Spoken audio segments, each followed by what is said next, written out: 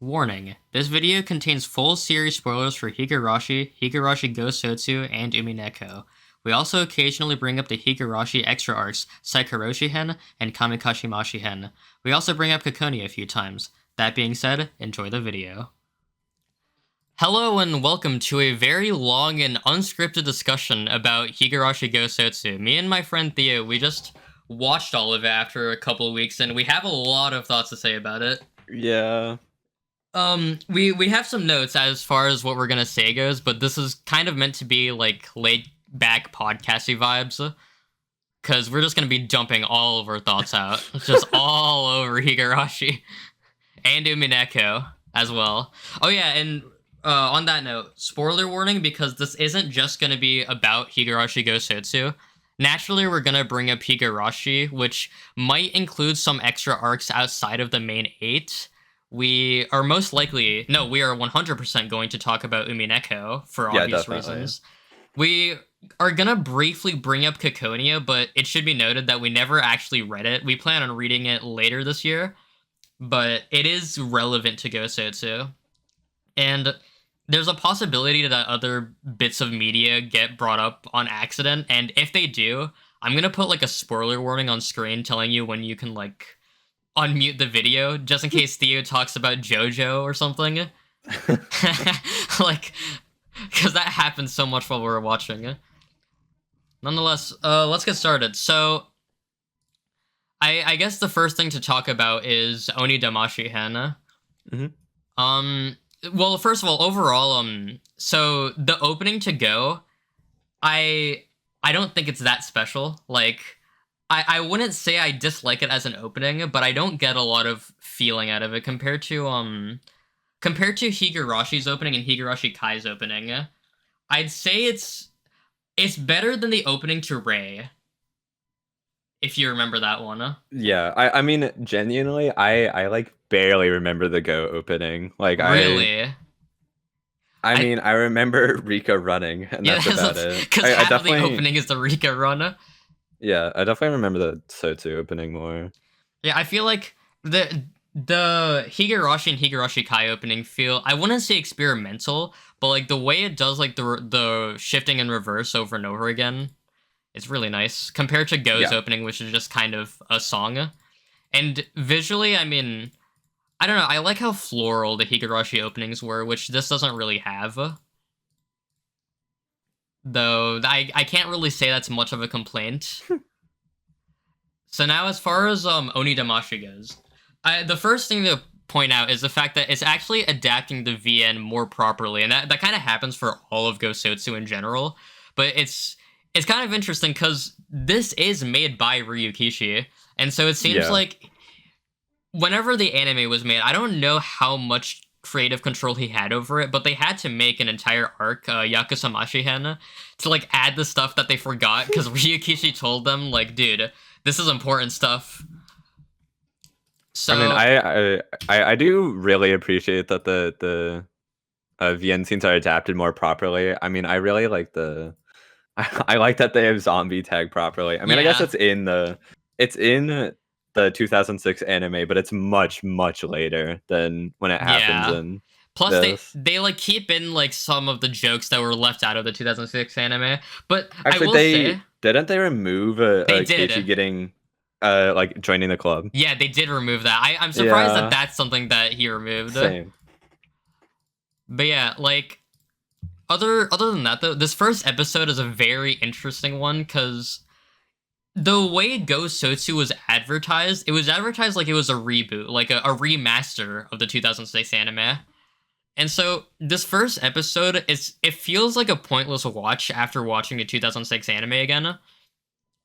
But then it cuts to, you know, all of this happening. Yeah. With the Rika over here.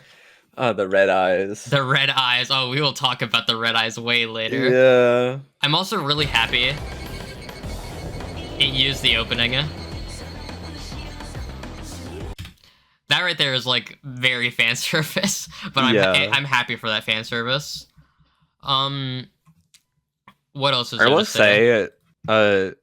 Part of this isn't like a really a complaint against the show, but I think I was decently bored watching quite a lot of this, but that's just because I went from reading the VN to watching the 2006 anime to watching this within the span of like 2 months. It's been like Yeah. 2 or 3 months for me, which is I don't recommend doing that. Yeah, no, the last time I read Higurashi was watching the Dracroner Let's Play, which I finished a couple years ago. So when we went and rewatched the 2006 anime, or well, I rewatched it, it was Theo's first time. It was all fresh for me, but like Theo was completely zoned out during all of connecting fragments. Yeah. But yeah, no, I'm very happy with the approach of the twist. Like it it's funny because it kind of parallels how Ryukishi initially advertised Higurashi as just a fun little slice of life at Comiket. And I feel like the anime kind of ruins that twist in the fact that like the very first thing you see is Keiichi beating Retta and Mion.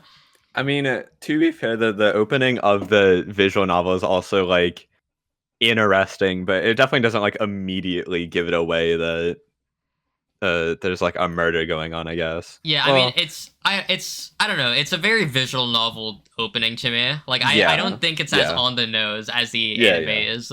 Though to be fair, the anime is very on the nose with the Rika knife scene in Watanagashi, which is wrong. yeah. Oh yeah. So I think the fact that this doesn't start out that way. Oh wait, Well, actually it no, it does. does. Oh, It does. never mind. All I mean, right. it's even more Yeah. graphic in this version. Yeah, this anime as a whole is so much more graphic than the 2006 Yeah, one it depicted is. it. I will say, as far as the overall look of GouSotsu, I'm fine with it. I think there's a charm to how Dean's as a studio, like the Higurashi 2006 anime doesn't look bad, but it definitely has its frames that look pretty silly. I think the art style of this, it grew on me a bit. I'm not like a huge fan of it, but I think like over time it grew on me a bit. I at the beginning I kind of thought the faces looked a little silly, but I don't really Yeah. think that anymore. I also will say, like, I don't know how to explain it. Like, Rika and Sachiko look less childish than they are in my head in GouSotsu. Yeah. Well, regardless, not a lot to say about the first episode other than the advertising bait, and then we get into here, where Yeah, yeah. so the entire premise. So Rika's back. Do we? Oh God, my cat is meowing at my door. Okay, I feel like this is also like this is when we first asked like realizing that like Rika this is like meant to be like a direct continuation or whatever. We like immediately started asking like, okay, so what is Rika gonna do then? Like, how is she gonna approach Yeah, these especially arcs? because we don't know how far ahead this is at this point in time. Like, we eventually realize, like, it's 5 years later, but Yeah, for the time being, we're confused as to where Rika is, and we play a lot into this with what we're gonna say later about how Rika behaves throughout this anime. yeah, So then, what else to talk about? Oni Damashihan overall, though, like, as an arc, it's like, it's just re-watching Onikakshi, but slightly different for most of it. yeah. It's definitely the one that deviates the least from the original arcs, which I mean that makes sense. I mean, yeah, naturally so, right? Until the end. Yeah. I Yeah. will say though, so part of the premise for Oni Damashihen is that Keiichi is about to act the same way, but Rika kind of convinces him that Rena isn't an evil person. And interestingly enough, Keiichi also remembers Yeah, yeah. attacking Rena, which also shows, like, once again, yeah, this is definitely happening after the events of Higurashi, and they definitely did happen. I mean, I don't think we have anything to. Oh, Yeah. Wait. Okay, so the Watanagashi animation. Oh my god, the amount of times we had to see this animation, dude. Yeah. It's like one person made this and he was so proud of it that he wanted it shown 6 times. I'm pretty sure it was 6. I'm not Yeah, sure about that. I think it's shown in. I think it's shown in every arc aside from Nekodomashi, Satogawashi, and Kagurashi. Yeah. So yeah, 6. God, like, and we have to watch it in full every single time. I think it's a bit cut down Regardless. in some of them, but yeah. So going later on, we eventually get to the point where Takano and Tomitake go missing, which is a Yeah. very weird deviation that... Did we notice it the first time? I'm Yeah, pretty sure we well, did, yeah. Yeah, we did notice it. Well, we didn't notice it immediately, but it's because it's because Oishi makes a line about how the curse hasn't happened this year yet. Right. So then we rewinded and Yeah, we were we like, rewinded back and we're "Oh." like, oh, they went missing. And so this is the point where we realize like everything is completely wrong here, because if Yeah. they're going missing, then that implies that there is something going amiss with Takano's plan as we know it in Higurashi. Yeah. We don't know what went wrong at the time, but all we knew is that something is definitely amiss and something is interfering with Takano's plan with the Yamaino. And then watching this, there's like, it's fun seeing the same scenes in Onikakushi where Keiichi would be L5, but then he convinces himself like, no, I'm not. That Rena is my friend. Rena's a lovely lad. Which, it gets even funnier when we come to Onikakushi, but we'll get to that later. Yeah, so we get to here where Rika tells Keiichi to not be scared of Rena, which I think it's weird because this is when we started questioning, like, why is Rika only acting like this? Like, Yeah. she's not acting like how a post-Matsuri-Bayashi Rika would act. Like, after Matsuri-Bayashi, you'd expect Rika to be trying to gather all of her allies together, trying to fight against what she knows to be the plan of Takano Mio. Unless maybe she doesn't remember that it's Mio after waking up, which I guess that's fair. And thinking about it now that we're talking... Well, I mean, to be fair, it's been 5 years, though. Also, I mean, literally in Nekodamashi, she does like talk to Takano and is like surprised that they're leaving. Like she literally does make a comment like, oh yeah, I guess that is fair. Yeah, she does realize. So she does remember. Yeah, she does remember. Okay. So yeah, even more confusing. Like, why is she acting completely wrong here? Like, I feel like this is how I would expect Rika to act in Watanagashi Hen. Yeah. Like, this is a very rudimentary Rika. Oh, it's censorship. Okay, this death scene is ridiculous. It is. Yeah, it is. Oh my god. It's way too silly. Yeah, it's whenever they like Keiichi starts beating her head as she's stabbing him. Like, this is ridiculous. Yeah. This is a bit too ridiculous. Also, the infamous frame. Oh my god, it is such a funny frame, dude. It's definitely it was interesting seeing this happen, but it's the way it's depicted is like very silly.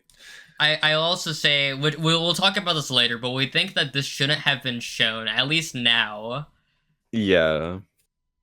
I also will say like this is like a much starker contrast than we had in the original Higurashi. Not that that's a bad thing, but like we went from 0 to 100 instantly. Yeah. Like, which is kind of a theme that, or not really a theme, but it's a thing that reoccurs in the other two arcs. Yeah, stuff happening very abruptly. I mean, the entire thing in Higurashi with the Onikakushi Hen is like slowly seeing Keiichi turn more and more L5, but I mean, considering Keiichi literally isn't L5 here, it makes sense why this is happening, but still, there's not... I guess the build that we get is just seeing the Rena L5 scenes, but from Keiichi's perspective. Yeah. It was interesting watching this and realizing that in normal Onikakushi, there is so much more like on this final episode, there's still a lot of like visual novel left, but it was kind of interesting seeing like, this is the last episode. Yeah, no, and so I do like that element. Yeah, we knew this was the last episode, and we were like, how is this gonna possibly end? And that's actually, a big thing is like, these arcs end really fast. Yeah. Like, I think a very big example of this is definitely Tatsuri Damashi Hen, which we'll get to later. But we were at the scene of Rena coming in, like, giving Keiichi food, and it ends, like, in the snap of a finger. Yeah. So then we get the explanation as to what was happening, a bit. as far as what concerned Rika and Satsuko, and Oh. okay, funny conundrum here.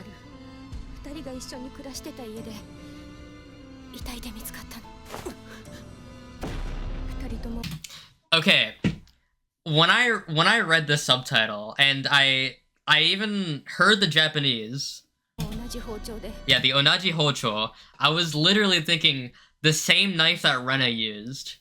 And so this was very confusing to me. Like, I was thinking, okay, so did Rena kill Rika and Satsuko? And if so, why? It never occurred to me, because Theo was trying to explain to me so many times, just with wording that I couldn't entirely understand, the idea that no, it means that they were both killed by this knife right here. It was the Yes. same knife that killed Rika that also killed Satsuko. But I wasn't able to wrap my head around that. Which I kind of wish I did, because then it would be... I feel like if I did, then I would have probably come to a conclusion earlier on that it might have been one of them. Yeah. Because it's weird. Because, I mean, Meikashi has taught me that Higurashi characters like to kill themselves with knives. Yeah. And I feel like if I had thought of that, then I probably would have gotten the impression that Rika killed Satsuko and then herself, and I wouldn't have known why. So I guess it's better that I thought it was Rena, considering what the actual explanation is here. Yeah. Other than that, I also remember going through this arc and being confused for most of it on if Rena actually was L5 or if it was Keiichi, because we see the insanity of Rena, and so it's... I really like whenever it actually is revealed that Rena most certainly was L5, and you think about it in your head, and the entire premise is just Oni Kakshi, but flipped. Where now Rena is L5 and Keiichi is a normal one, and Keiichi is reaching out, but Rena can't listen. Which, I mean, that is just Tsumiho to Boshihen, but hey, this is a very fun arc regardless. Yeah. Oh, you know something we forgot to mention? What? I'm actually gonna rewind. Something we forgot to mention. This.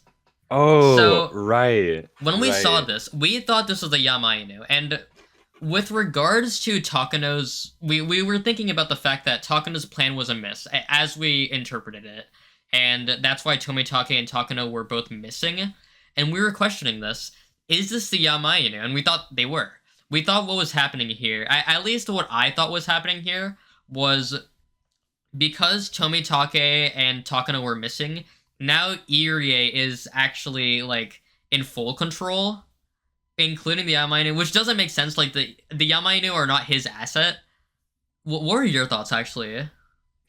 I mean, I don't even think I formulated, like, a proper theory on it. I was more so just curious, like, what are they doing here? Like, I mean, we both figured it had something to do with Takano, but I didn't even, like...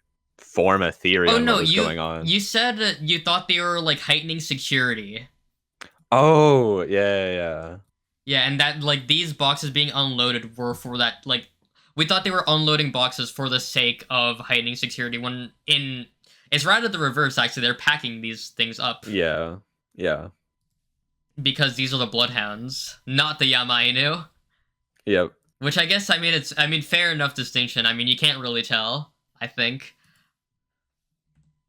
Especially, like, here, like, the way he looks, like, it just looks like Okanogi Gardeners, dude. Alright, I mean, I think that should be all of our, like, thoughts on this arc. Yeah, 100%. I mean, overall, it was interesting. Like, certainly the last episode was very interesting. Yeah, I think at this point, we were still having a lot of fun. Like, every episode was still fun. Especially because now we kind of figured that the premise was actually going to be, especially with how the arcs were titled, Oni Damashi, Wata Damashi, Tatori Damashi, like, they were going to be kind of the same arcs, but different. Yeah. Which doesn't entirely turn out to be true. I mean, considering what we see in Wata Damashi Hen. So, what to say about Wata Damashi Hen? Okay. A very big problem I have with Wata Damashi Hen from the beginning is the fact that... Keiichi? So, Rika has to actually tell Keiichi. And I think this goes against a lot of how I feel about Higurashi, because the thing is, in Minagoroshi Hen, this exact same thing happens. I mean, this scene is meant to be a parallel to Minagoroshi Hen, except Keiichi doesn't have to actually be told this. Like, he knows intuitively to give the doll to Mion. And I think because part of that is, like, you know, Keiichi... I don't think it's said that Keiichi remembers. It's kind of more hinted at that, you know, is Keiichi showing Rika that, like, after Rika talks to Keiichi about, oh, like, there's unbreakable fate, and Keiichi's like, are you sure? Well, here you go, I'm breaking fate right now. I feel like Keiichi giving the doll to Mion there is meant to show that, but I also like to interpret it more as, like, Keiichi actually knows what would happen if he didn't give the doll to Mion. I mean, I also interpret it like that. Yeah, because, I mean, that's kind of the entire premise of Tsumi Horoboshi, is the fact that he knows what it, like, will happen. Like, he knows what it was like back in Onikashi and Tacho Yoroshi when he was L5. And so I'd imagine that in a way he's also remembering, like, how Watanaga Shihen goes. And I mean, and also Meikashi Hen, to be fair. So I really don't like the fact that Rika has to actually give Keiichi the hint. I personally, I don't mind it too much, because I do kind of, I did kind of assume that the fact that, like, Rika talks about, or in Minagoroshi, that, you know, there's the whole conversation about fate and stuff beforehand. I do think, like, that is also partially the reason why Keiichi decides to give the doll. So I don't, like, I guess really, fair. I don't really mind that he has to be told. I guess it's just, like, I feel like a very strong point of Higurashi is, like, Rika just, she's allowed to let her friends work together with her. Like, yeah, having to give Keiichi the hint here, like, it's, I don't know. I guess, to be fair, we haven't built up the idea of trusting your friends and working with your friends the same way. Like, I guess if this were an actual direct continuation of Higurashi, like Higurashi season 3, like Higurashi made in 2008, then I guess it would make more sense for Ryukishi to do what I would hope he would do here. So I guess I can't fault it for being, like, in 2020. Like, this is a completely different series. But still, it does annoy me a bit. Hello, Burn Castell. So, yeah. Rika giving up on the world, which, what actually happened for her to give up? It's just the fact that it's Watanagashi again. I mean, well, it's not the fact that, the fact that they broke into the storehouse. Yeah. I mean, I feel like it's still kind of early for her to have given up, but I mean, I guess fair enough. Well, it's the fact that that there's already been disappearances, and, like, I think it's the fact that, like, events seem to be the same, even though like, Keiichi gave the doll, but the events seem to be playing out the same way. So I think that's why she's given up. Yeah, that's fair. So, a man in a construction uniform. So, I don't know why I interpreted it this way, but as soon as I heard this, I instantly thought Yamainu Okanogi Gardeners. And so I was thinking, like, oh my god, wait, so what is... In fact, oh, I remember now. We were thinking that Rika, like, what we were seeing was very untruthful, and that Rika was actually part of this, and she was actually working behind the scenes and causing Tomitake and Takano to go missing. That's what we thought for some reason, even though she'd given up on the world. But yeah, we thought and so the man in the construction uniform, we thought that was, like, Rika talking to a member of the Yamainu for whatever reason. Which, it's funny what this actually turned out to be. Yeah. Keiichi coming so close to checking the outhouse. I don't know if I actually came to the conclusion here that Rika was in there dead. In fact, I didn't even know what that was. I thought it was just a closet. Yeah, I don't think either of us understood this until it's, like, talked about later. Yeah, we didn't think about it as hard as we should have, unfortunately. Yeah. You know why? It's because It's because of Mion right after. Like, when Mion is Yeah. having her L5 moment, she's talking about how Rika is the proponent of the curse. And so, when we saw that, we were thinking, okay, so Rika isn't in there dead, but Mion definitely has something to do with Rika right now and why she's missing. Yeah. Which, by the way, let's talk about L5 Mion. It's Very fun. Because, yeah, it is very fun to see. yeah, because she's the only one, other than Rika, obviously, but she's the only one who hadn't gone L5 at all, which it's kind of funny because we were also really questioning, like, okay, but why would she go L5? It doesn't make sense for her to go L5, but hey, it's... I think it's also the out of the ones we see in the first three arcs, I think it's the most interesting one to see because of how it manifests. Because she's like very set on protecting Keiichi, Yeah. which I do like seeing that. Yeah, like, her interest... I mean, to be fair, Shion is very set on saving... I guess avenging Satoshi. Like, it's weird. Mion seems pretty sane outside of this scene in Wata Damashi Hen. Also, this Dude, ending.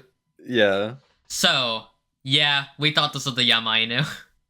yeah, And I forget what we actually thought happened here, because we were so confused as to why the Yamainu would be storming the Sonizaki household, and we thought it had something to do with Rika. yeah. I think we were thinking of something to do with like Rika disappearing. Yeah, because we had thought that Rika had like the Yamainu on her side in a way, like she had to do with the disappearances of Tomeitake and Takano. And so the fact that the Yamainu are attacking the Sonozaki residence, maybe because, Mion made Rika disappear and they knew this. That was at least our thought. Yeah. And it turns out the explanation is more fair, I think, for that Yeah. regard. Also, the fact that he breaks through that prison gate is insane. Dude, that is crazy strength that he has. Yeah. Yeah. Yeah. Like, Dude. My guy, Keiichi, come on, you can do it. Dude, that is crazy strength. Yeah. Anyways, I think overall, we were still definitely having fun watching this. Yeah, watching Damashi was definitely a very fun experience. I will also say, I really like how, so whenever Oishi explains the deaths of Shion, Kimiyoshi, and Oreo, we realize that, like, 100%, like, this arc is meant to parallel Watsunagashi, but Mion is Shion here. Like, she's doing the exact same things. Yeah. Not for the same reasons as we come to realize, or, I mean, that should be obvious, but I still really like that concept. It's just, at the same time, once again, it's another scenario of this arc, but the L5 is a different person. Yeah, well, I mean, we kind of start to realize that the format is just like, it's like, in the first two arcs, the person that is L5, it is the most obvious. Yeah. Like, oh, yeah, that's kind of how it's set That's a good up. way of putting it, yeah. The person who we see as the most obvious insane person is the L5 one, because in Onikakushi, it's Rena and Mion masked behind Keiichi's L5, and Watanagashi, it is Mion. It's Mion masked, or it's Shion masked behind Mion's L5. Wait. You know what I'm trying to say. Yeah, yeah. And in Tatsuri Garoshi Hen, it's Keiichi's L5, and actually, Tatsuri Garoshi Hen is the first time where the L5 is actually the obvious one. Because our narrator is, like, very clearly L5, and no one else is. Yeah. Also, I remember we were questioning where Hanyu was because there's no mention of footsteps and stuff in this arc. Like, that scene doesn't happen. So we were like, wait, what's up with Hanyu? Yeah. So because the thing is, it's known that the reason why you hear an extra footstep when you're approaching L5, like, that's just literally Hanyu. Like, unironically, it's just Hanyu following you, and she's going, "How go men nasai." But, like, Mion doesn't mention that, and so we were thinking, like, after Matsuri Bayashi Hen, where is Hanyu? I mean, I guess these are different arcs, but, like, at the same time, this is still, like, this would happen regardless. Like, because Matsuri, like, Hanyu isn't real in any arc that isn't Matsuri Bayashi Hen, but here she's actually just not a presence, period. Yeah. which I mean, we kind of find out later. I feel like it's not that like it's not as resolved as the story implies it is. Yeah, it's still a bit vague. We'll talk about that later though.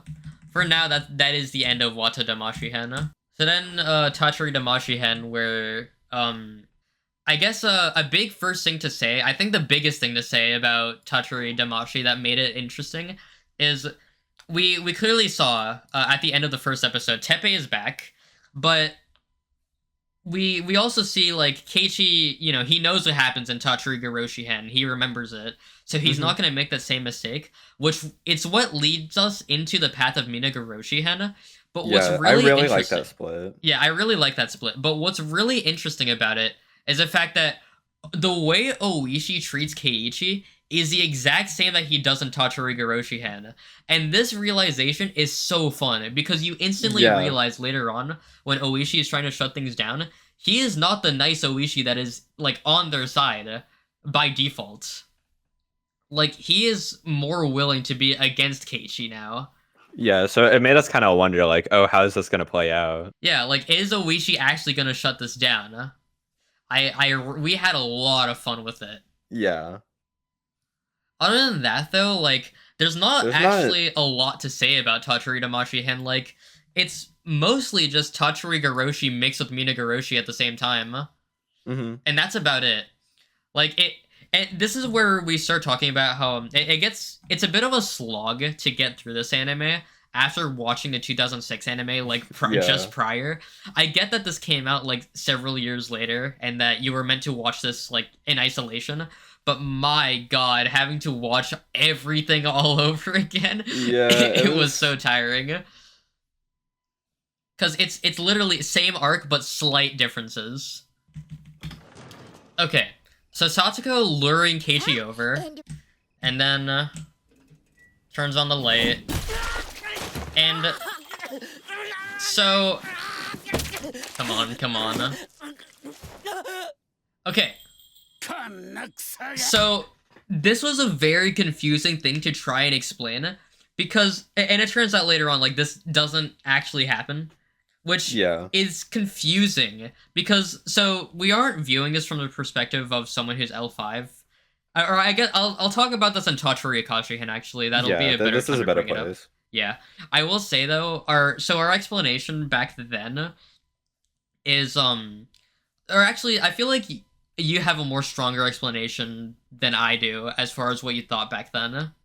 Well, it was basically the fact that, well, I guess, I mean, later on we see that Oishi was L5, so my idea was that in L5 Oishi, like, basically, bribed Teppei in some way to make it so that the child services were no longer onto Teppei, like to make them stop pestering them. Right. And in return, Teppei gets to kill Keiichi, who was like the leader behind the protest and stuff. And part of you thinking this was because of like Oishi is not on Keiichi's side in this arc. Yeah. That got like that is actually like it's a surprisingly good explanation. I'm not even gonna lie to you. And also like, but I will say, part of what makes it weird is like Sachiko bringing Keiichi over as bait in a way. Yeah, I was thinking that she was just threatened or something. Yeah, that's fair. That is 100% fair. I think the only thing that would make that weak is the fact that she doesn't act scared in any way. Yeah. Which, I mean, we know why. It's because, I mean, well, okay, we'll get to that later. We'll get to that later. But yeah, L5 Oishi. Like, Oishi was crazy to see. It's crazy how quickly this ends. Yeah, no, this arc ends so surprisingly quickly, because the thing is, we knew this was the final episode, and we saw there were 4 minutes left. Dude, once again, the same thing to say about Oni Damashihen. It ends so fast. Like, all of a sudden, we're just thrown into the idea that Oishi opened fire at the crowd. Which is, it's a crazy note to end on. It is a crazy note to end on, and it all, like, I feel like I don't like the way it's resolved. Like, as far as, I mean, our knowledge in Tatsuri Damashihen, right? Like, I don't like the way it ends so quickly. Like, without... Yeah. It doesn't even have, like, much of, like, an epilogue or anything. It's just oh, they died, and Rena breaks down telling Casey they died. Like, I feel like what makes Tatsuri Goroshi special, like, itself, is, I mean, actually, the Higurashi 2006 anime doesn't do the same thing the VN does, I to be know. fair. They don't show any of the epilogue. I just remembered how lame that is. Yeah, it does like a news report thing. Oh, dude, that's so sad. Nonetheless, I feel like not much to say about Tatsuri Damashihen, other than at this point, once again, we're still having fun. Yeah, we were still full of optimism. Yeah. And then we get to Nekodamashi. So, Which is finally finally an arc that is pretty original. yeah. So, the thing about Nekodamashi, I remember going into it being very confused as to what it's going to do. Because if you followed the naming conventions that we had been following previously, Nekodamashi sounds like it would be a remake or a continuation of Nekogoroshi, which is that special in between Higurashi and Higurashi Kai, where they had the, what's it called? Like the test of courage that's kind of meant to explain in a way that Hinamizawa syndrome is just a contrived thing. So I was really concerned as to what this arc could possibly do, which it didn't. It's a totally different thing. Nekodamashi, cat something. Cat deceiving. Cat deceiving, yeah. The sword. I'm upset that we didn't think too hard about why the sword was gone, and like, because it's clear that like someone took it, but we didn't dwell too hard on who could have taken it. Yeah, we didn't really think about this at all. Yeah, which is very unfortunate for us. So then Rika does 5 more loops.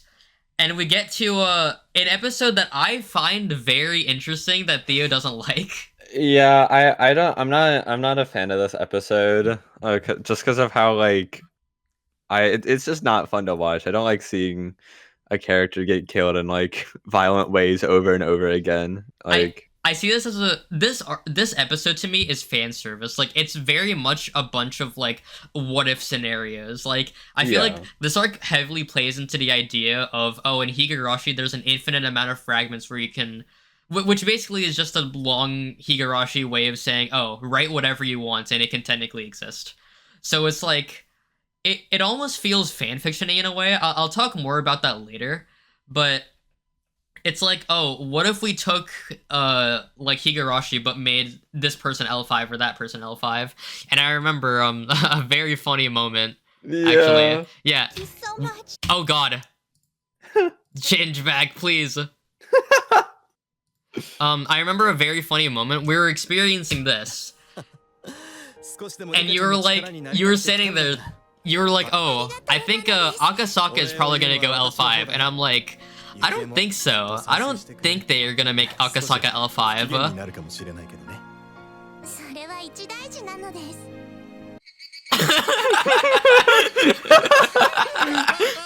Dude, like literally, it was like 10 seconds before. I'm not kidding. Oh my god, I swear I swear like he was midline saying like my wife might be upset at me when when we like finished discussing that. And then it just like immediately happened. God, I also will say though, I am such a fan of this. This right here, yeah, I'm so happy. I do like this editing. Yeah, the way this is like mixed in, that's so good. Yeah, like that is chilling. That is actually bone chilling. I am. It's so crazy because there's an that. even better shot later. Oh even better edit later. Yeah. Also, this episode, can I just say, these deaths are so ridiculous. Yeah. Like, also, why Akane? Like, we don't even. Yeah, she doesn't even live here. But no, dude, what a random character. Yeah, she doesn't live here, first of all, but dude, what a random character to make L5 Akane. Like, this feels fanfiction-y. Also, do you want to talk about how much you dislike the neck itching? Oh, dude, this arc made me realize it so much. I really hate seeing them scratch their neck in this anime. I can feel it every time. In a way I don't feel it when I'm reading, like, the visual novel or when I'm watching the 2006 anime. I feel it so strongly here. It is so gross feeling. It's funny because it genuinely, it does not phase me at all. Yeah. Like I'm actually not. I'm not bothered by it. Which is funny because Rika organs doesn't phase me. Oh yeah, speaking of which, zombie KG, Dude. I love zombie KG. Dude, this was so funny to me.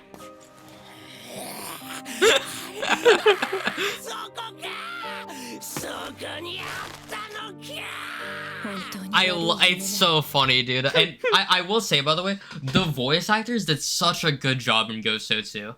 Like, yeah, I do think the voice acting is really good. Yeah, the voice acting in both anime are so good, which is funny because in the visual novel, they're actually fairly mediocre in my opinion. Yeah. And not that you would know because your first time reading was original. But my first time reading, I read a console, and yeah, no, like it's like sometimes it feels like they yell as if they're too scared they're like gonna be loud and that their parents are gonna hear. Like that's the vibe I get. Like I get that from like think of any scene of Satoshi yelling. He barely yells. I see. Ouch. Ouch. Oh yeah, oh, interesting. You know what? Oh. I never thought about that. Okay. That's a nice detail. That is a nice detail.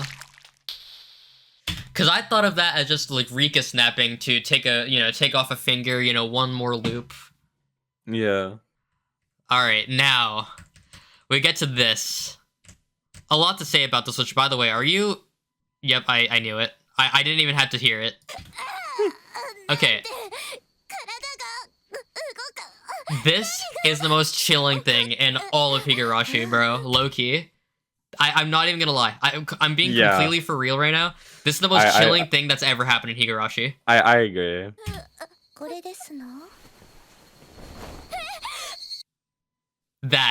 The fact that it cuts out the audio is perfect. Yeah, I really, yeah. I don't have anything else to add. I do really like that shot. Yeah, like that feels like such a Ryukishi design decision. I don't know how else to explain it. Like, What oh my god. is the lighting, too. Yeah, the lighting, yeah. When it suddenly turns a darker red, and the fact that it's a still frame. Everything combined about this, it is such a good moment. Now, watching this, I know you didn't have a lot of fun with.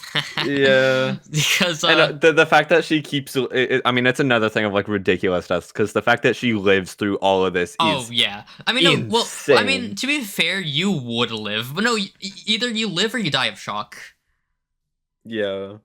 But still, I mean, she kind of has to live in order to talk to Satsuko here, which, by the way, we were very concerned about what Satsuko was saying. And, it turns out that our initial idea was correct, we just didn't know. But we were concerned on is this actually an L5 Satsuko, or is this a meta Satsuko, and there's more to Satsuko than meets the eye? Yeah. And we eventually... start talking about, oh yeah, dude, I can't say it. Orishiro-sama's curse? Yeah.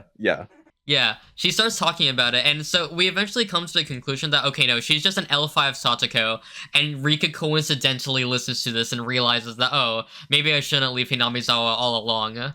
But, like, it turns out, no, that actually is a more meta Satsuko.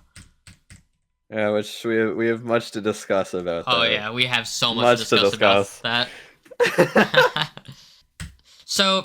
Rika apologizes and decides she's going to stay in Hinamizawa, and we get thrown into what seems to be a perfect arc. Like, yeah, so her talking about how she's gotten wrapped up in some sort of conspiracy, which we don't know why she did this at the time, and it was very interesting because like at the time we thought of this as just, oh, now that Rika's apologized and decided she's gonna stay in Hinamizawa, now she's just in the perfect fragment. Which one was it was very fun thinking like, okay, so how could this arc possibly end? Because I mean, we're still in Go, like we're not even in the last episode or the last arc of Go. So how could this possibly end in a negative way if everything is lining up in the most positive way for Rika right now?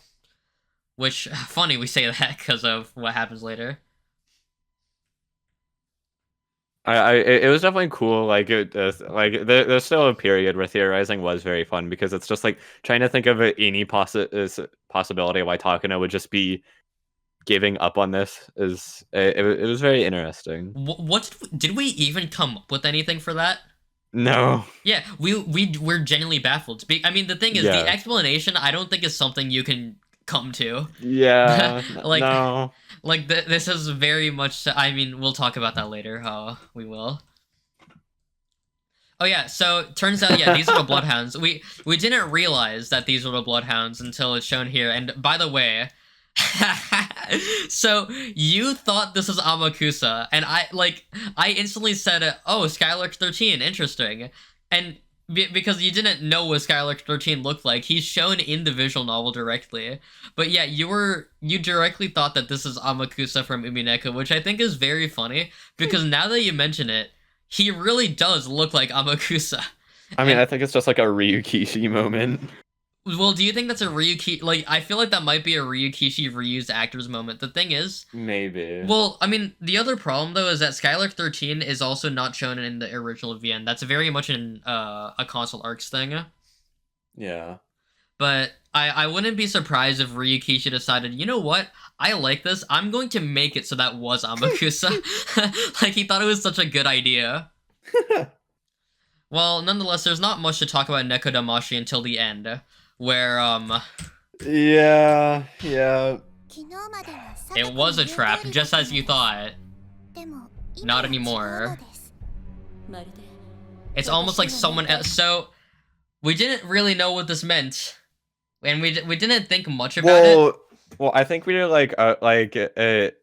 I think I made a mention about it being like a lambda. Oh or yeah, whatever. no, 100%. Okay, we made the thought here that this was lambda, and that because I mean in umineko, right? It's explained that like lambda traps a burn in a like quote unquote logic error in umineko terms for 100 years until she committed a miracle, which is, you know, the story of the Higurashi main 8 arcs. It's Takano's endless like will fighting against Rika's power of miracles. But yeah, this happens here.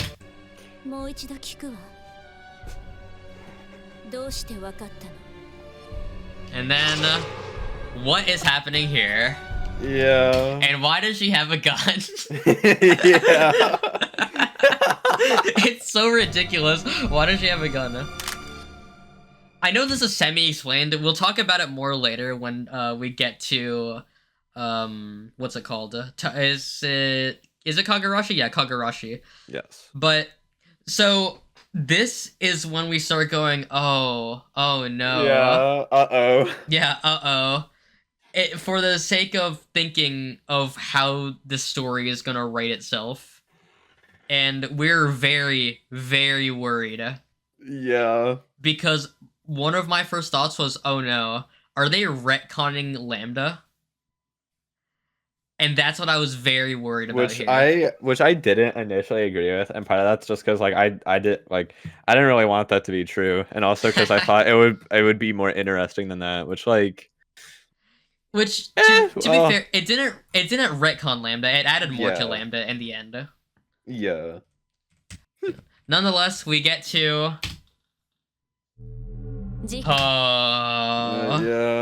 yeah. Oh god. Oh dude, I don't even want to talk about it. That's how much I don't want to. I actually really don't want to talk about this arc. It's crazy because there is so much to say, but none of it's good. Yeah, like I think the craziest thing I can say about this, I have read every single visual novel arc about Higurashi except Mehagashi Hen, which is the latest like slice of life thing. I have read a lot of manga arcs. This is the worst piece of Higurashi media I've ever consumed. I'm not even kidding. And I'd say this is like one of the worst things I've seen in anime too. Just like period. Like it's not good. Yeah, like the thing about the stuff that's like bad about like other official Higurashi things, I wouldn't say they're not like offensive. They're just kind of slop that's there. Like most of the console arcs, they're just kind of slop. The problem with Satoko Washihen is that in its entirety, I felt like it was insulting Higurashi. Like it Yeah. actually felt like it didn't feel like, neutral grounds. It felt like it was actually going backwards. So I mean, oh god, we have to actually talk about it, don't we? Mm-hmm. Okay. So, oh yeah, so we were watching this and we were thinking about the fact that we're directly shown Matsuri Bayashi's ending happening. So where did Hanyu even go? Yeah, And we were very confused about in fact, that. you bring this up in Psycho-Roshihen actually. Like the fact that in Psycho-Roshihen, why is Hanyu in god form? Or not even god form. She's in like her, faint form. Like, Yeah. why is she not real? What happened? It's probably like one of my biggest questions about Higurashi still. Which I mean, once again, it's kind of explained here, but like I don't know. I don't really feel strongly about it. I mean, earlier in Taikaroshi, I looked it up and it said it was explained in Meguri, which neither of us have read, but Meguri isn't written by Ryukishi.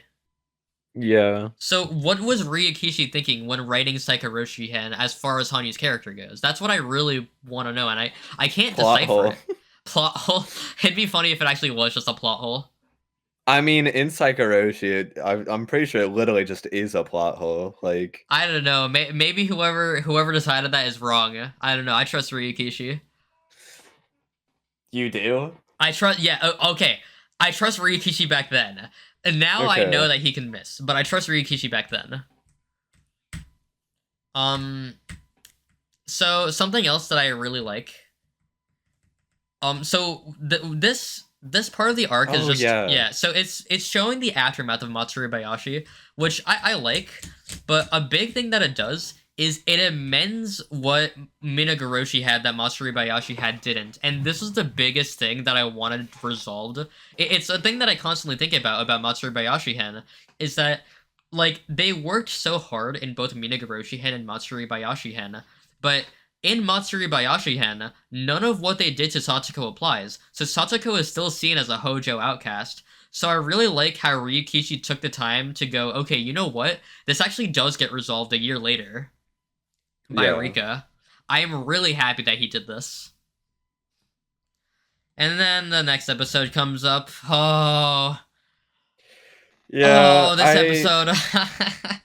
Yeah. I mean, at the start, it's fun. fine. Yeah, it's a fun episode. Yeah. I mean, it's literally just, they're working hard studying together. I mean, it's just a fun little like Rika and Satoko being friends montage. Oh god, the second half of this episode. Yeah, it develops the most like cliche high school drama ever of them falling out that I still just do not think with their characters makes sense. Like I don't think either of them would really act like this because Yeah, there's just like 100%. there's such bad communication between them. Yeah. Like, one, there's bad communication, which, by the way, shout out to the entire story of Higurashi, the 8 arcs that we already experienced, which is about Yeah. communication and talking to your friends. I guess that completely got forgotten by Rika. But also, like, I also think Rika wouldn't be this snobbish. I mean, she says, like, oh, I reached my hand out for you several times, like, in later arcs. But I don't know, dude. I feel like she'd have I mean, more care for she does at Satoko. the beginning. Yeah. I mean, nonetheless, even in regards to how they both acted, this is still such a, like, lame setup. Yeah, I like it was pretty boring to watch because it's like it plays out exactly like how you'd expect it to. yeah, It is 100%. so like by the numbers. Exactly. Like, with Higurashi, right? Takano's motivation, it's very interesting. Like, the fact that she was, she was an orphan child, and she was stuck in, like, a very abusive orphanage, and she escaped. She got rescued by Hifumi, and, her motivation is to continue her research after he gets seen as a madman, who, his work gets literally stepped on. Yeah. And Rika's motivation is, or not Rika's motivation, in Umineko, we have the motivation of Sayo, which I don't want to... It's a lot. Yeah, I don't want to try to explain it because it's literally the entire story of Umineko. Yeah, but it's obviously extremely like fascinating and Yeah, it's very like, fascinating. I mean, it all boils down to like hatred over not ostracization, but like how, I guess, your upbringing. Yeah. The thing is, this is just a very basic, like, oh, they stopped being friends in high school. One of them, like, they started growing further and further apart, and Sachiko can't keep up with their studies. And she starts acting more and more like a brat, and Rika starts growing more and more detached. Like, I don't know. And then Satsuko gets sent to solitary confinement. Yeah, dude, what do you mean solitary confinement? Hang on, where was it? Yeah, dude, what is the school, bro? Why is there a jail? Dude, it makes me wonder, like, okay, St. Lucie is also the name of the academy that Angie went to in Umineko. Did they have a solitary confinement, dude? Like, what happened? Like, it's also, because this is also the school Shion went to, and I don't know about you, but I feel like Shion 100% would have gotten locked up in here. Yeah. Dude, this is like the most out-of-pocket thing ever. It's literally jail. How is this legal? Oh my god, dude.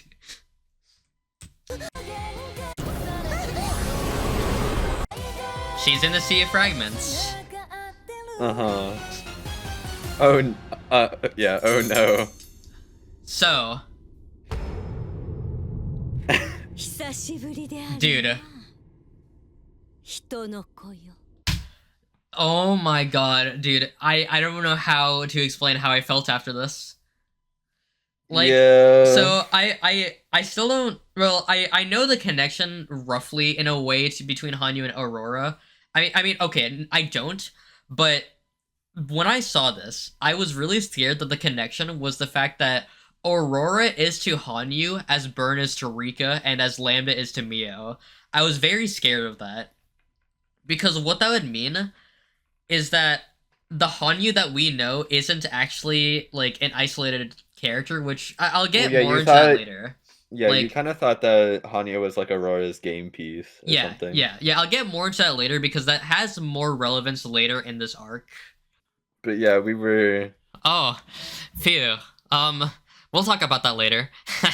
Because I feel like the relevance that we got from this, we didn't know what this meant. Yeah, we kind of all we knew is that this is for in German, which, to be fair, was a good hint at who, like, this was referring to. We just didn't think hard about it. But we didn't think about the fact that there are Kikonia connections in GouSotsu, or rather, there is one Kikonia connection. Yeah, and this is it seems to be that way. It seems to be that way, yeah. So, Aurora gives Satoko the power to loop. Mm-hmm. Looper Satoko. Oh no. Yeah, oh no. So, you have a lot of Satoko trying over and over again. The thing is, now Aurora explains to Satoko that Rika is a looper. And here's the problem. Yeah, we thought, okay, then Satoko should just talk to Rika about it. Like, they're the only people who are loopers, so they could understand each other and their struggles. Yeah. Like, why don't they just talk about it as friends? And so here's my big problem with how Satoko is characterized here. Our biggest problem. The fact that Satsuko sees this, knows that Rika endured a struggle for 100 years to get the Hinamizawa she wants, and Satsuko realizes, oh wait, this is the same thing I'm doing. What am I going to do? I am going to read Higurashi. Like, she experiences all 100 years of Rika all over again for herself. Like, instead just for the fact so she can defeat Rika in the Hinamizawa of 1983. Yeah. Why? Why is her plan here to keep Rika locked in the Hinamizawa of 1983 until she resigns? Instead of just... I don't know. You know you're a looper, and you know she's a looper. She doesn't know you're a looper yet. Just talk it out. And I guess, like, to be fair... it's like in Higurashi, like, going, oh my god, why doesn't Rika just ask her friends for help? The thing is, Rika's motivation there is she doesn't want to see her friends get hurt. I genuinely don't know why Satsuko doesn't talk to Rika here. Yeah, there's literally no reason. I mean, it's crazy because she literally does tell her. It's just in the last final arc, yeah. So, like, the only motivation I can think of in my head is, none, Satsuko is villainous. That's it. I cannot think any deeper than that. It is impossible for me to. And so this is when, like, from this episode onwards, we start really disliking Satsuko's characterization. Yeah, it's a very... She's just not... a fun character. It's a very forced villainous role to me. Mm-hmm. So throughout all of this, we eventually start realizing something that's a very scary possibility. Oh. 私、物事に対しての考え方が理科とは全く違います。I didn't want to acknowledge it. ほう。 I really didn't want サイコ to. ロ遊びで例えるなら、理科は愛嬌と幸運でいい Like, I felt it coming. I knew it was coming and I didn't want it to. 私は Yeah. Dude. So, I'm gonna say now, my impression of this, our impression Much of this, better. yeah, it's better now. It's like, it's half right. What we thought was happening was that Sachiko was actually being retconned into being Lambda. Instead of Lambda being Mio, which is like the very blatantly obvious connection, they're rewriting it to make it so... Because, I mean, like, if you were to look at these characters at a glance without thinking too hard and without knowing the stories, you can 100% think that Satsuko and Rika are Burn and Lambda. But, like, as far as story context goes, no, it's Mio. Yeah. And so, I was very scared Well, that also by hair color. Takano and Lambda have the same hair color. Oh, yeah, that is Satsuko fair. doesn't. Yeah, that is fair. Yeah, Satsuko's is a more darker yellow. But yeah, like, I was very upset at this because it suddenly made a lot of my interest in watching this wane, because I knew that GouSotsu was very controversial, and I instantly thought, okay, this must be why. It must be because, like, Satsuko is being completely retconned into being Lambda as opposed to Lambda being Mio. I mean, these episodes, like these episodes that we watched, just kind of killed all of our like optimism. Yeah. For watching the show, like it no longer was fun. Sessions, yeah. Yeah. Another thing. Okay, this. Oh my god. So Keiichi remembers. Oh, dude. Yeah. So they remember. We. Oh my god. As soon as we saw this line, I'm pretty sure I paused and we were both like, no, dude, no, please don't. Yeah. It's this genre of explanation, like, so don't bad. explain this. Don't explain this. Don't explain this using magical terminology. Don't umineko-fy this. Like, it's like... I mean, because it just... I mean, this is like a thing we'll definitely talk later into this arc, but explaining the miracles in a magical sense ruins part of the themes of Higurashi by just saying, oh yeah, there's just like an actual in-universe explanation why that happens. Like, it's no longer as thematically like satisfying. Yeah. Because, like, what you're led to believe in Higurashi is miracles happen because we will them to. Like, with enough fate, with enough willpower, you can will a miracle to happen. And that's the same, like, willpower of Keiichi remembering Onikakshi and Tatsuri Higurashi, Shiona remembering Meikashi, Rena remembering Sumi Horoboshi. Like, all of these, like... I feel like it very much defeats the point to go, oh yeah, there's an explanation to this. It's whenever you loop over and over again, you leave an impact on your worlds, and it builds over time, and that's why this stuff happens. I hate that. I really hate that. You know what it reminds me of? I'm actually glad you just finished Kamikaze Mashihen. It's really weird the way Hinamizawa syndrome is explained in it. I don't know what he was going for with space aliens. No, it's peak. It's peak. Yeah, I feel like that's another thing that he shouldn't have explained. Like, I feel like that should have been very much up in the air. But I feel like that's not as insulting because whatever the cause of Hinami's... It helps that the arc is, like, very non-serious. This is trying to be, like, a proper, like... full sequel to Higurashi. Plus, I mean, explaining Hinamizawa syndrome in that way isn't as consequential as explaining miracles, which the entire premise of Higurashi is causing a miracle. Yeah. So then, as far as remembering goes, well... Dude. Oh god. Okay. So it's not the worst example of this either. Yeah, this is not the worst example, so let's talk about this. Teppei sees himself getting killed, and his behavior changes.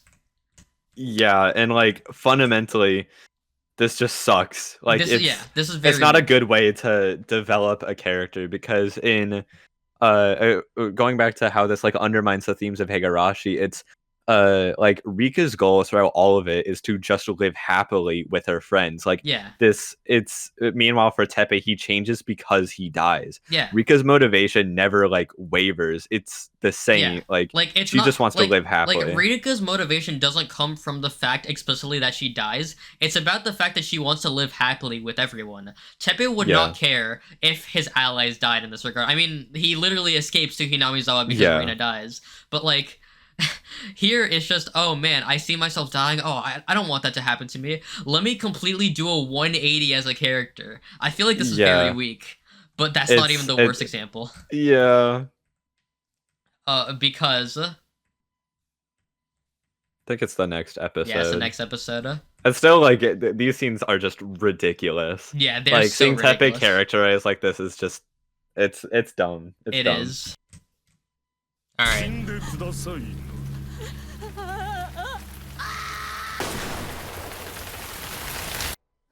Dude, I cannot even begin to tell you the level of disappointment I felt instantaneously. I mean, it was so bad that he had to like record just to like get his emotions out. I literally, as soon as this happened, I paused, I opened OBS, and I recorded a 2-minute video to send in the Hinamizawa Discord. And I pinged this person who asked me, like, I made a Blue Sky post about how I was watching GouSotsu. And this guy named Butler, he's like, oh man, I really, like, hope you enjoy GouSotsu. Like, as soon as this happened, I instantly made that video, I pinged him, and I'm like, how's it going? Like, dude, oh my god, like, I instantly stopped caring, because I realized, oh my god, the exact motivation as to why Takano, like, as an changed explanation, this sucks as well. Yeah, it's the same problem. Like, Takano only does this because, oh man, my plan fails, and I'm seeing myself get shot, I'm seeing myself die. Oh man, I don't want this to happen to me. Oh man, I got caught up in a conspiracy. Oh no, let me go and do a complete 180 through all of my life's the Witch work. of Certainty, by the way. The Witch of Certainty. Like... Yeah, like, I know, like, we're meant to interpret that she's not, like, Lambda anymore, but I don't know. Like, I really don't like this. I don't like the idea that she's suddenly doing an entire 180 on all of her life's work. I mean, this is huge, right? Like, she studied really hard in school. We saw she got accepted into a high league. Like, she has a lot of private connections. She has a lot of connections in government. And yet she's doing a complete 180 because she woke up after seeing herself shoot herself in like, an alternate ending of Matsuri Bayashi. What is that? Yeah, it's ridiculous because it just it makes her a weaker villain too. Like in retrospect, it makes her weaker in Higurashi. Like plus the way it also actually another fact another thing is the fact that like Rika had to do all of this insane stuff to defeat Takano. But Satsuko was able to stop Takano by just having her remember one thing. Oh yeah, that's a very big problem here too. Yeah, like the fact that Takano's unwavering will is suddenly just taken down by Satsuko looping over and over again here. Yeah. I really don't like that. Like, where's the fight between Miracle and Certainty? Like, I don't know. It's not like I'm so against this. Yeah, I really do not like this. Yeah, I think, like, none of these changes are justified. Their changes in behavior are not justified at all. So then later on, Sachiko gets H173. Which, like, whatever. She just kills herself a bunch of times. She kills herself a bunch of times to get H173. I find that very hilarious. Well, how does the safe work? Does it just, like... Does it permanently lock itself out, or do you just get to try again? Yeah, I wonder that now. Yeah, like, how does actually wait? No, work? but that's dumb. If the safe works like that, it's so easy to brute force. Like, if it tells you when you get it wrong. Yeah, so I wonder how this works. Like, because the snapping is symbolic of her, killing herself and starting anew. So I really wonder, like, does this error just completely prevent the safe from being opened, or what? Like, what a weird safe. Yeah. So yeah, now Sachiko has control over H173, and simultaneously you realize this explains every arc at the same time. Yeah, because it's such a Oh, dude, such a lame explanation. I don't like it. Yeah, I really don't like the idea that, oh, they're all L5 because they're contrived to be that way. They were just straight up injected with H173 in secret, and that's why Mion is L5, and Oishi, and Nakasaka, and all of them lot. Like, it's not interesting. Yeah. Yeah, we still heavily question Satsuko's motivations because, like, once again, she's only doing this, like, it's like she only cares for Rika. I feel like a big problem that I have with GouSotsu as well, especially when watching this arc and Satsuko it makes Satsuko really selfish. Like, yeah, well, other than that, it's the fact that, like, it makes the other characters feel is the word indispensable? Or like, or just like disposable. Yeah, disposable. It makes them feel very disposable. Like, oh, because we can like repeat a fragment, I can kill my friends whenever I want. And their lives don't matter. Yeah, and that's, I mean, once again, right? It's because they're painting Sachiko as a villainous character. It's just, I don't know. I really don't like that coming off of Higurashi, where every single person is friends with each other, and it's the power of friendship. And coming off of this, which the final episode of Go, once again, Sachiko Washi. I haven't consumed everything that Ryukishi's made, but I'm just going to say with full confidence this is probably the worst thing Ryukishi ever wrote. Yeah, it's this like killed any like it made me just despise this anime because it ruins it like knowing the explanation is just Satsuko got H173. It ruins all of the mystery. Like the answer arcs are no longer like they're not fun. Yeah.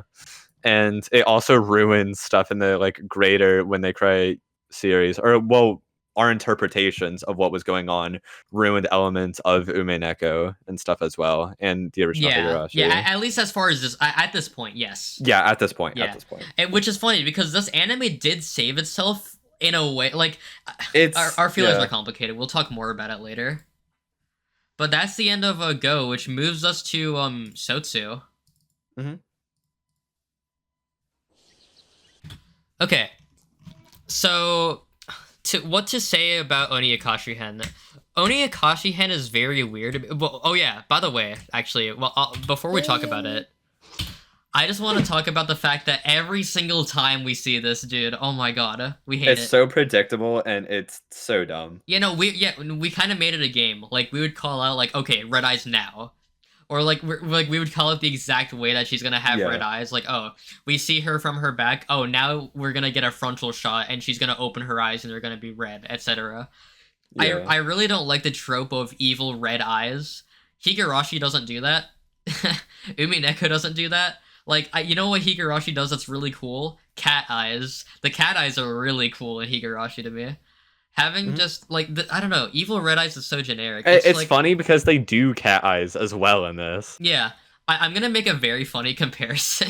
This is gonna sound ridiculous. It's like how the FNAF games have the weird, creepy, white pupil, like, circle eyes, but then in the FNAF movie, they made them corny red eyes.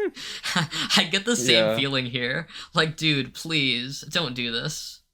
Well, all the scenes with Satsuko suck. Like the slice of life scenes, like they're no longer any fun to watch. So our enjoyment of the slice of life scenes were completely taken out by the fact that like our looper, like sure Rika is a looper, but she's also like trying to have fun, and you know she cares about her friends.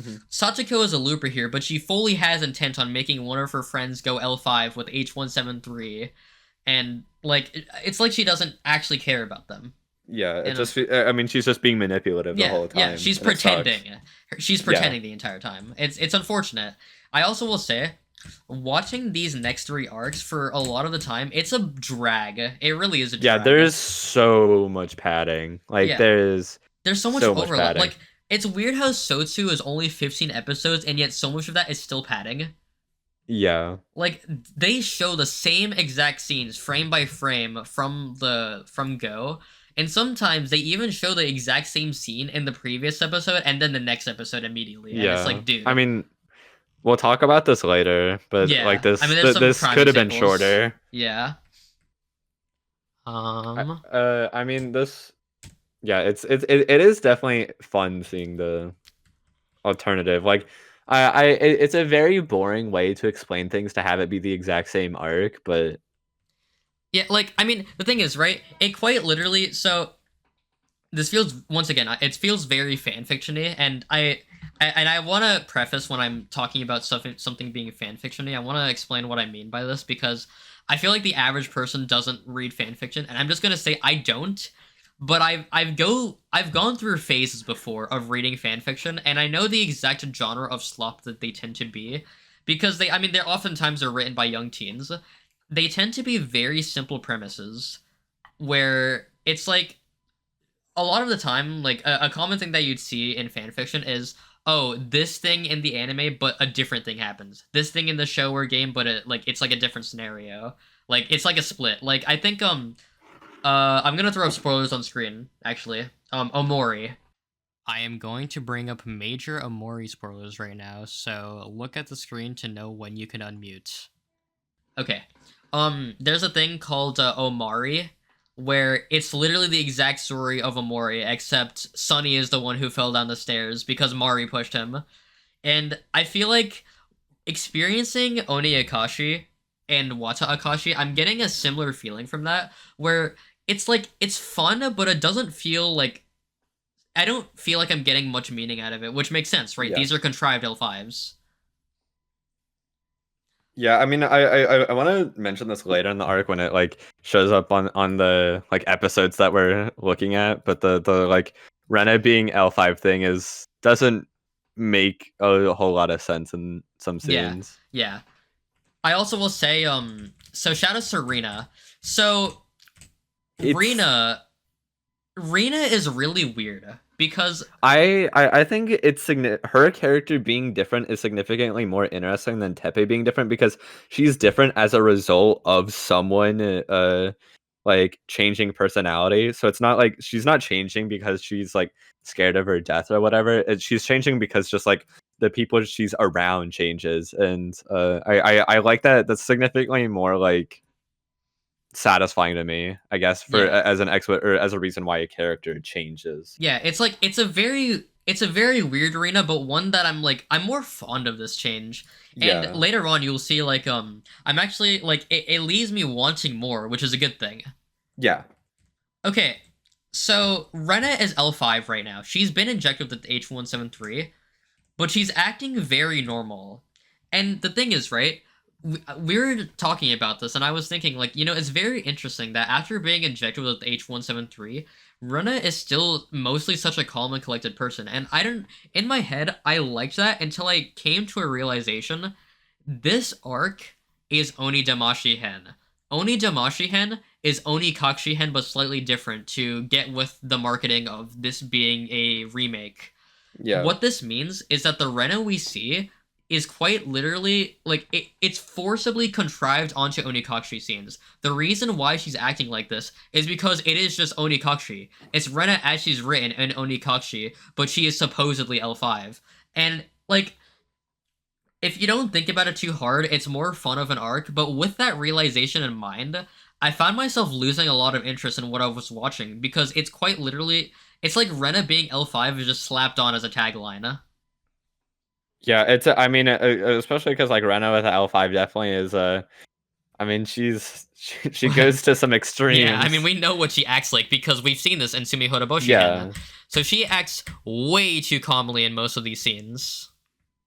But it is cool seeing Rena, like, she, like, it is really cool seeing her just be normal. Like, Yeah, she was she's not innocent. gonna, like... Yeah, she's very innocent here.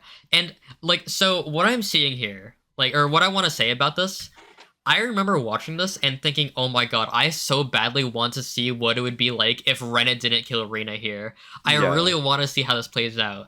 And I feel like this is the exact thing that Higurashi should leave you asking, is, oh my god, I really wish, like, this unfortunate thing that happened, what would happen if that unfortunate thing didn't happen? And I feel like this was the first time that I actually got that feeling. And it made me very happy, because this is a really good scene. Yeah, no, this is one of my favorite scenes in this anime, is Rena killing Rena here. Like, because Rena is so innocent here. Like, once again, right, Rena being L5 here is, like, a totally contrived thing. She has no reason to be against Rena if she were normal, as opposed to turning L5 because of Rena. But, I don't know, it's like, it's a lot more fun I wouldn't say it's as fun as it was in Sumi Horoboshi Hana, but seeing this scenario, I I can only say again, like I really want to see what would happen if Rina and Rena actually did get along. But to be fair, I guess we kind of get that with Satoko and Teppei, but not really because Satoko is only pretending.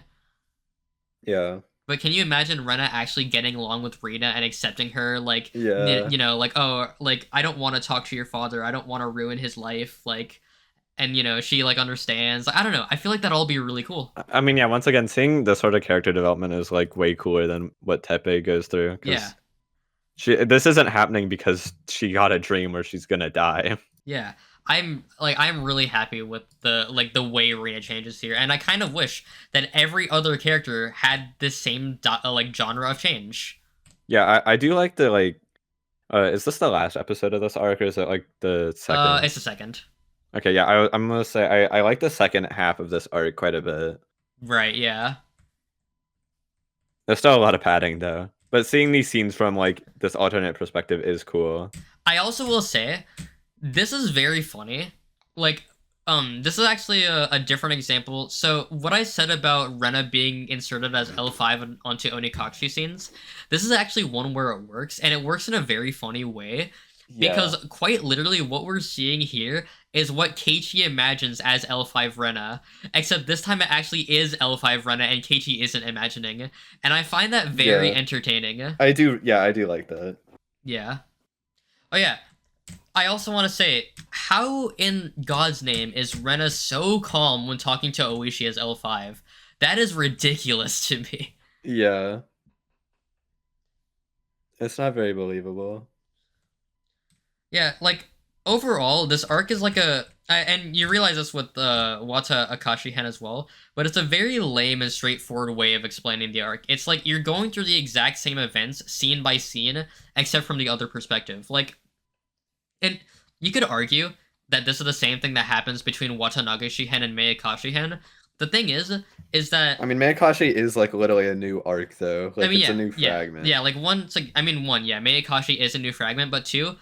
Meikashi has everything before Watanagashi with Shion. Yeah. And it also has, like, more, like, extra scenes. Like, I mean, everything with the Rika scene and the Satoko scene and the Kimiyoshi scene and all the scenes of Mion and Shion. Mm-hmm.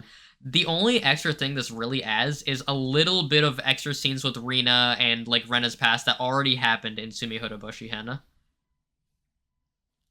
And everything else that we see is just Onida Mashi Hana. So, I don't know, it's very boring. Like, it's not, like, offensive, but it's not that interesting to watch.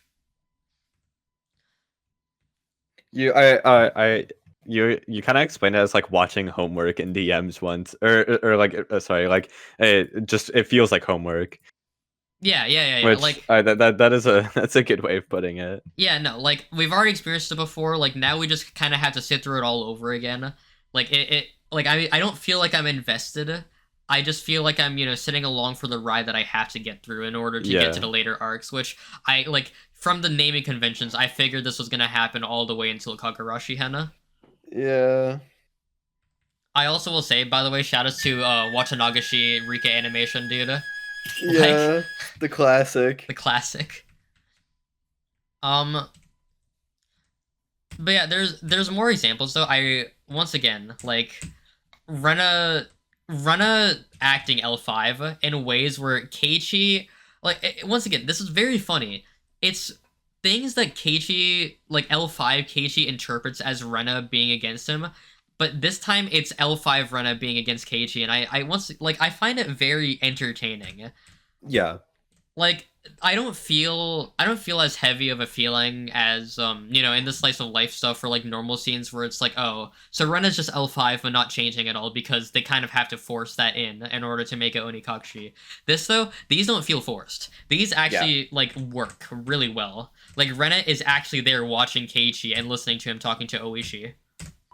So... Rika watches this. Everything should be okay now. Okay. I want you to talk about this, actually, because I feel like you feel very strongly about this.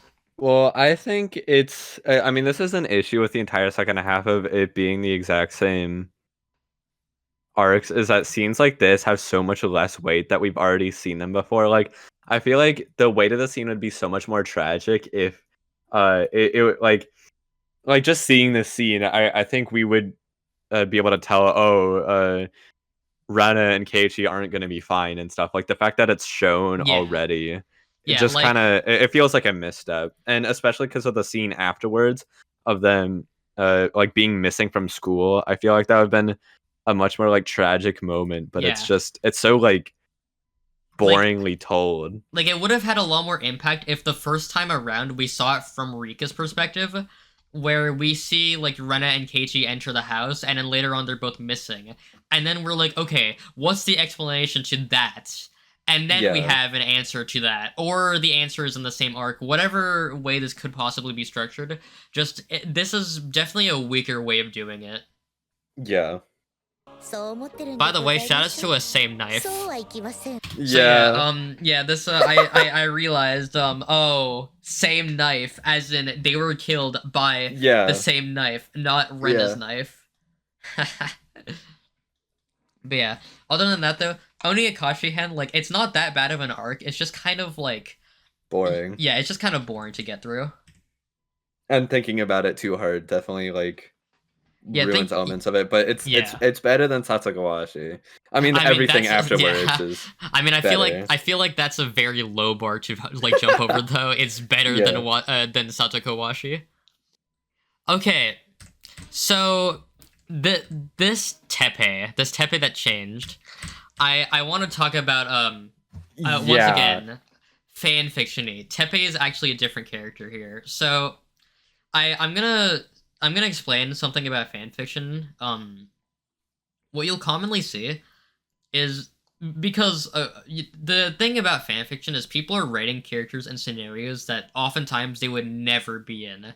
Like I'll paint like a really good example, right? Is I randomly had a period of time where oh god, this is gonna be very embarrassing to admit on camera, but I went through fanfiction.net and I went through every single fanfiction that was tagged Lucky Star and K-On! I didn't read all of them, but I went through all of them and picked out ones that seemed interesting. And what you'll commonly see is they aren't actually the characters. They take like the same relationships and names, and they like slap entirely different characterization on them, but pretend it's the same characters. That's how I feel watching Tepe from here on out.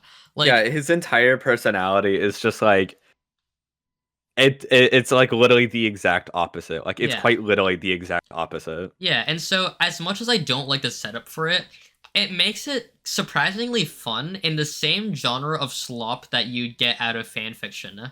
I don't know how else to explain it. Like, I started disliking it less and less once I took that angle in my mind. I mean, once again, it's another example of it's fun if you don't think about it too deeply. Yeah, and that's a very reoccurring trend in GouSotsu. Yeah, definitely. Yeah. Well, at least for at least specifically for Sotsu, that's very true. Yeah, 100%. Oh yeah, by the way, gun. We get the explanation as to Satsuko having a gun and getting training from Mion. And Satsuko making Mion L5. Yep. Once again, the slice of life of Satsuko is just like joyless. Yeah, it's very joyless. Nonetheless, okay, I want to talk about this. Yeah. Dude, this is so hilarious. Me? Dude, nah, she's dead, bro. Like, how did Mion accidentally kill Shion? Dude, this is so funny. I love this. Like, the idea. It's dumb. It's dumb. I will say, like, I wish Mion reacted to it more rather than crying for, like, 5 seconds and then instantly going, like, this is for Kei-chan. She locks in. Yeah, she locks in instantly. It's so funny. Oh yeah, she accidentally kills Oreo as well. Same way Shion does. And then we get the explanation for Kimiyoshi, and oh dude. Oh, he's just taking his nails. She's just doing the nail torture. She's just doing the nail torture. I'm not gonna look at it. But, dude. Dude. What did she do? What did she do, dude? This image gets worse the longer you look at it, dude. It's insane. Dude, this is the most creative frame I've ever seen them do. Like, this is the craziest thing ever. Like, that's an eyeball. That's an ear. That's an ear, bro. Van Gogh, like every single toe is chopped off. Like with the toe part's so funny. Like, dude. Is that like a thumb? I don't know. Like, dude, like you see, like his fingers are also chopped off here. Like, dude, what, dude? This must be the most Sisyphean torture ever. This must have been awful. Oh my god, dude, they were out of their minds. Bro needed to vent something, like the animator. Yeah, dude, like the animator had like a really bad day, you know, like Yeah. the wife wasn't training him well. Like he was like, oh, dude, I can't with it, and he just needed to draw gore of someone's comfort character. Which, by the way, if Kimiyoshi is a comfort character, I'm so sorry for you. Oh yeah. Oh yeah, Yeah. Seeing this is sick. Yeah, Mio This is very fun to see. This is so fun. The fact that Rika turning into Burn here has an actual direct consequence on what happens later in the arc. Because Mion then realizes, like, oh, so it's Rika. Rika must be the one controlling Hinamizawa syndrome and whatnot. Or not Hinamizawa syndrome, sorry, the curses, the murders. I really like this. It's something that you don't see happen in Higurashi at all. Oh yeah, also, shoutouts to Construction Uniform just being a clever lie. I'm fine with this explanation. I'm just like, I'm very disappointed that my original like frame of thought was very incorrect. Oh, dude, this is gross. Yeah. This is gross. This is gross. This is gross. This is gross. I don't even want to watch it again. That right there is gross. I don't like thinking about it. Oh god, no. Okay, moving on. Also, yeah, so these are the police. Like they look like construction workers. No, they're police officers. It's literally just the police. And also, yeah, so the people that infiltrate, they're not the Yamainu, they're the construction, they're the police officers. Yeah. And by the way, also, yeah. This is I think all of the arcs onwards from here have like one scene at least that is like cool animation or like is shot well or something. Like I do actually like how this looks quite a lot. Yeah, and this is that one. By the way, I want to talk more about villainous Sachiko like viewing people as disposable, because realistically, as long as she knows Rika is dead, she can just kill herself and move on to the next fragment. But she is literally killing Mion, and she is literally killing Tepping. You know, they always kill the person that's like L5. Yeah, and I don't know, it's like, I really don't like this characterization of Sachiko at all. I don't like it one bit. Yeah. Well, I guess we can talk about this later, but I guess it's meant to be lambda. I guess it's meant to be lambda. The thing is, right? Like, I'm still of the belief that it's lambda is just formed after 100 years of Sachiko. Well, yeah, but it has been those 100 years. Yeah. But, like, I don't know. I don't like that this is what Sachiko becomes. But we'll talk more about that later. Yeah.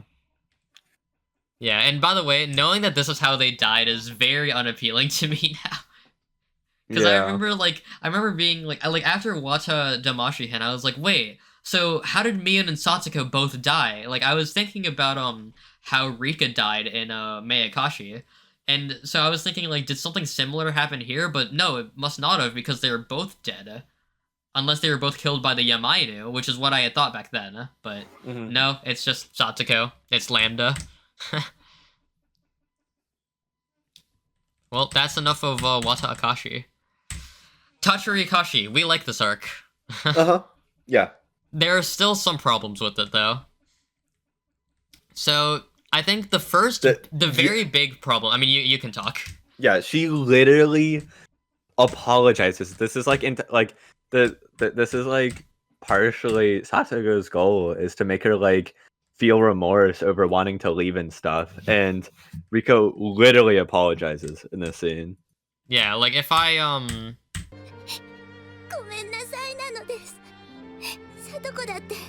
Yeah. So here Rika is actually just straight up apologizing for, wanting to abandon the village. So there, like that should be the conflict resolved to me. And if Satoko works harder at this from here on out, what she wants has happened. Yeah. So I don't know why this arc finished off the way it did. Yeah, I don't know why Satoko decides to Go through do it. it. Yeah. Yeah. Also, by the way, I hate this. Like, Yeah. dude, stop, man. It's dumb. More on slice of life scenes that just don't feel fun at all. Yeah. Just because we know what Satoko is right now. And also, all of these scenes of Aurora, they happen spread out throughout these last 2 arcs in particular. I mean, I'll let you talk more about this, actually. Because I know you feel more strongly about this than I do. I mean, they just feel pointless. Like, I don't think her just laughing, like, it just does nothing. And it's kind of the same issue that I have in Umineko, which I guess you don't, but all the, like, no, I all the disagree with how you feel Angie about and, like, Umineko. or all the scenes where it's just been, like, explaining things from, like, Angie's perspective or whatever. I think it's in episode 6. Yeah, it is in episode 6, yeah. Yeah, it's episode 6. Those are my least favorite scenes in Umineko. Like, I don't care for them. And they're literally significantly more pointless in this, though, because all she does is, like, laugh. Yeah, I mean, yeah, like, as opposed to, like, a slightly obfuscated explanation in Umineko scene by scene. Plus, I mean, I also will say, like, Aurora also has more stakes in Umineko. Like, I feel like we haven't justified the need to see Aurora reacting to the fragments in the same way that, like, we have Aurora reacting or reading, like, the Umineko arcs with Burn that she wrote. Yeah. Like she is the writer for Dawn of the Golden Witch. So I feel like there's a lot more fair of a justification for those scenes compared to this, where it's like she quite literally is an outside observer, and we're just watching little, like, tidbits of her just going, "Oh man, you two are so amusing," like every single time, and it's like, okay, bro. I mean, at least this is really fun. Yeah, no. Her using Tepe is, like, genuinely, like, really good. Yeah. It's very fun to watch. Yeah, this is the most unique explanation by far. Like, most satisfying one, yeah. and it's the most fun to watch. Yeah, because the one she makes L5 is Oishi, but, like, we still get so much more out of how she interacts with Tepe. Like, it's really funny because she's using Tepe to pretend like she's getting abused, but then also to pretend like Hinamizawa is abusing her. Yeah, it's fun. Like, one, Lambda is a master of manipulation, but 2, like even as silly as Tepe is, once again, like, I really don't like how he's set up. It's still very fun to watch. I mean, it's another example of just it's fun if you don't think about it. Yeah, it's fun if you don't think this about arc it. is It's fan fiction. Yeah, I mean, this arc was since Satogawashi. This is the first time where, like, basically every episode I was enjoying myself. Yeah. Like I was like, yeah, I was having fun watching it again. So I also want to say something we forgot to mention during Satoko Washi is, like, anytime we had a scene that we wouldn't like, I would pause, like, we would groan, I would go, no, fan fiction, like, because it really felt that way. That was our consistent justification. Yeah, we were just like, you know what? No, fan fiction. It's a fan fiction. It's really fun. I mean, obviously it's not right. Ryukishi made this, but still. Yeah. But yeah, I think, like, this arc is a very funny alternate way to interpret Minagoroshi. Like, what if in Minagoroshi, Satoko actually was the boy who cried wolf again, and she wasn't being abused? Like, I don't know. This is definitely the most entertaining arc, I think. Yeah, I mean, the concept for it is also the most unique because it helps that it goes off the most interesting, like, split. Yeah. Let's see, what else to talk about? Oh. Well. Oh.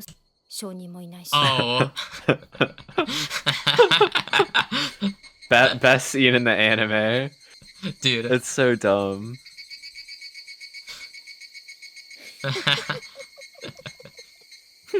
What you know about rolling down in the deep? What you know about dude, that Flow Perfected video is so good. I just want to say, before I watched GouSotsu, that is the only thing of it I saw, and I didn't know what it meant. I didn't think about the implications. All I thought was, okay, evil Satoko, I guess. I didn't think about it that much. I just thought it was a funny video, and it's a funnier video now. But my god, like this is the way this is animated is still so funny though. Like, why is that her way of rolling? Like, that's such a dude. She rolls so smoothly too. Like, Yeah. like, dude, it's so funny to me. And then later on, okay, dude, Yeah. How? How did she do this? How did she do that? Unironically, how did she do that? This to me, it's another example of like forcing like another arc onto this one. Like, because it happened in Higurashi Hen, it has to happen here. How did she make herself vomit? Like, she doesn't even do the 2-finger gag reflex thing. She just covers her mouth and authentically vomits. What happened?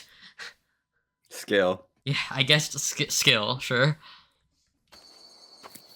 Oh, is she becoming L5? I just want to say, like, this is one of the most unfortunate feelings I've ever gotten out of Higurashi. Like, I actually cannot tell you how bad I feel for Oishi in this arc.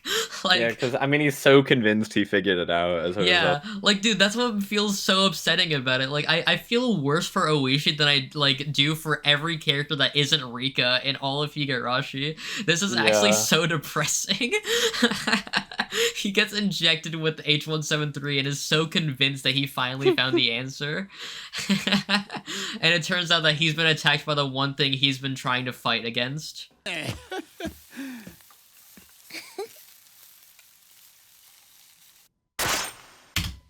Okay. Yeah. Yeah.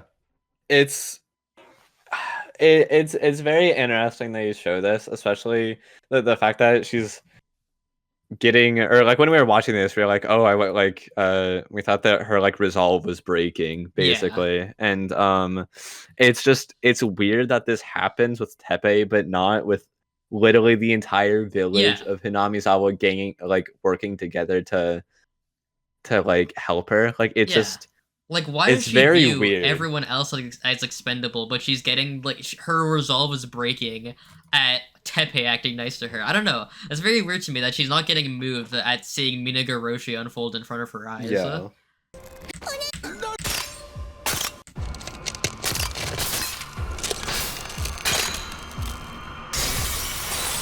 I like the way this is animated a lot. Yeah. This is really good. But then, so when we saw this entire scene, like, so I want to say for the record, we don't agree with this interpretation anymore, but we thought that, okay, so Satsuko doesn't become Lambda. Lambda is actually forced onto her. Like, Lambda Delta was an already existing thing and was added to her through Aurora's power. And we suddenly, like, felt a lot more happiness in regards to how we felt about GouSotsu, knowing that this wasn't actually Satsuko. Yeah, but I mean, later on in like Kagurashi, we realized that this is not what they're going for. And that's not. What it's weird because in retrospect, these scenes feel very weird. Like my best guess is the point of these is to show how like powerful she is now. Like I actually don't really understand why these scenes are shown. Yeah, in a way, I feel like if they didn't show these, then we still would have gone away with, oh, Lambda is the result of Satsuko after 100 years, and she is certain that she will win against Rika. In fact, like, I feel like showing her, like, this resolve, like, wavering kind of goes against her being the Witch of Certainty. Yeah, I don't know. It's such a weird inclusion. Yeah. Also, so Satsuko kills Teppei here, and I remember feeling very weird about this when it happened, because I was thinking about the fact that what we see in Tatsuri Damashi Hen is that Keiichi walks in, Teppei attacks him, and then Keiichi kills Teppei. And the problem is, whenever we see incorrect scenes in Higurashi like that, it's not that we're actually just being shown something wrong, we're shown someone else's interpretation of a scene. Like, my problem that I had was the fact that it felt like they only made it so Keiichi attacked Teppei as, like, just to obfuscate what actually happened, which was Satsuko. But I remember you had a somewhat satisfying explanation for it. Yeah, well, it still feels a bit weird that they show that scene, because once again, like, I feel like in Higurashi, those when something's like misinterpreted, it's always because someone has Hanamizawa syndrome or something like that. Like they're like hallucinating, so it is just a different thing that's happening. But in this, it feels weird that they're showing it. But my explanation was the fact that like Keiichi wouldn't remember this at all because he gets hit in the head with a bat multiple times. Like he would not remember these events, and plus, he like, literally gets asked, and he Yeah. says he can't remember. Yeah, and like his So- head hurts and whatnot. And so I feel like that explanation works for, like okay, so what did happen? Then, maybe that's how Keiichi like interprets it. The thing is, his head like hurts and he doesn't want to remember it. I don't know. I feel like it's in my head. I still think that the only reason why it happened was just to obfuscate the actual truth of the scene, which I dislike. I feel like that's very forced. That's fair. I mean, I think the explanation works. It's just like, or like the explanation I justified works. It's just, I mean, I agree that showing it is dumb. Yeah. Oh, this scene upsets me in a weird way. Because I really want this to actually happen. Like, I don't know, like, in Tatsuri Garoshi it doesn't really happen, but this is a dynamic that I actually do want to see, of, like, Satsuko actually replacing Keiichi as Nini. But, this is not actually Satsuko, this is Lambda pretending. Yeah. And I remember feeling, like warm about this until here. Dude, one of the funniest scenes in the anime to me is like Mion going, "I'll handle this," like Hegana. Dude.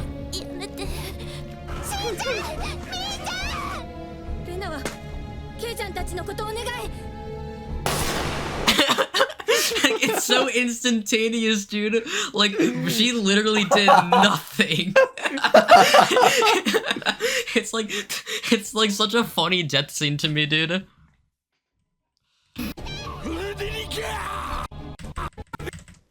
Also, dude, throughout this entire scene,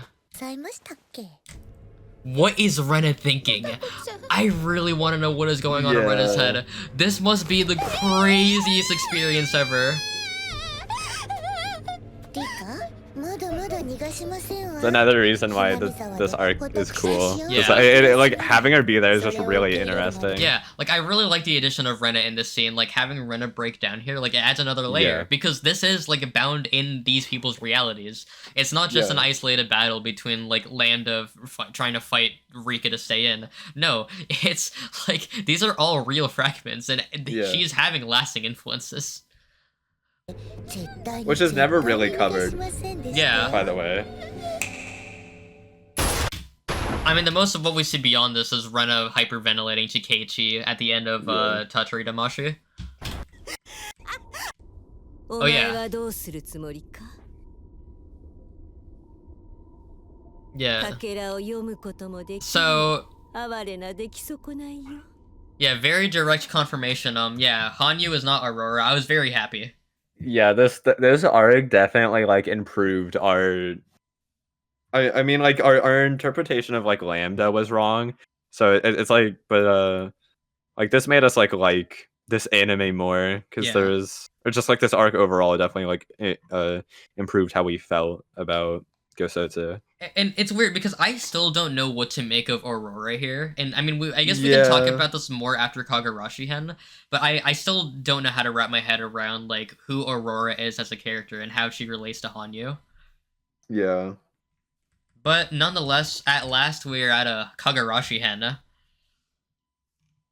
And before we even talk about this is when I had a striking realization. Because Theo told me, oh yeah, by the way, it turns out that the Kikonia revelation was the fear thing that was talked about whenever Aurora sees Satsuko. And then as soon as it happened, I was like, wait a minute, hold on a moment. And the first thing I did, I looked up Kikonia fear, and, well, I saw, I mean, I'm just gonna show it on OBS right now. I saw this, and suddenly everything did a 180. Like, so okay, I'm not upset. Like that's a connection that we didn't know about, and I feel like it's definitely our bad for. I mean, like you're kind of meant to go into this with knowledge. I don't even know what to say. Like, do you think you're meant to go into GouSotsu assuming both Umineko and Kikonia knowledge? I have no idea. It's just weird because like it's so like Hakonia is like so barely mentioned. Yeah, and the one mention of Kikonia is actually really, really important into understanding the dynamic that Lambda has here. Because now, like, as soon as I saw that, I instantly realized, oh, so they're not like there's no retconning going on at all. Satsuko isn't suddenly Lambda. Lambda was Mio, but is now also Satsuko, and I don't know a way to wrap my head around this other than the fact we that think that we think that's what it is. Which I'm going to assume that Kikonia happens first, and then Higurashi, where like whatever was Theo, I'm just gonna say Veer, dude, whatever, is now like Lambda as Mio, and then after the events of Higurashi, how did you interpret it? You said like after Lambda being Mio, like after Higurashi is over, you said something about her like being like a vessel without a I don't know, what'd you say?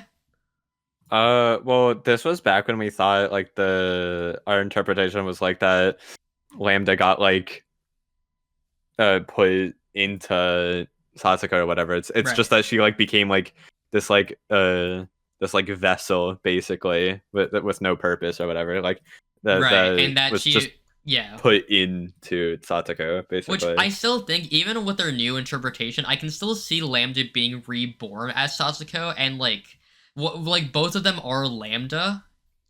In a way, it's hard to explain though, because once again, right, like it's kind of clear after finishing this arc that they're trying to make it so after 100 years Satsuko becomes Lambda, but at the same time she is still Mio. So I don't know, I'm not as displeased anymore because it doesn't feel retconning, more so as actually adding like another layer. Yeah, I agree.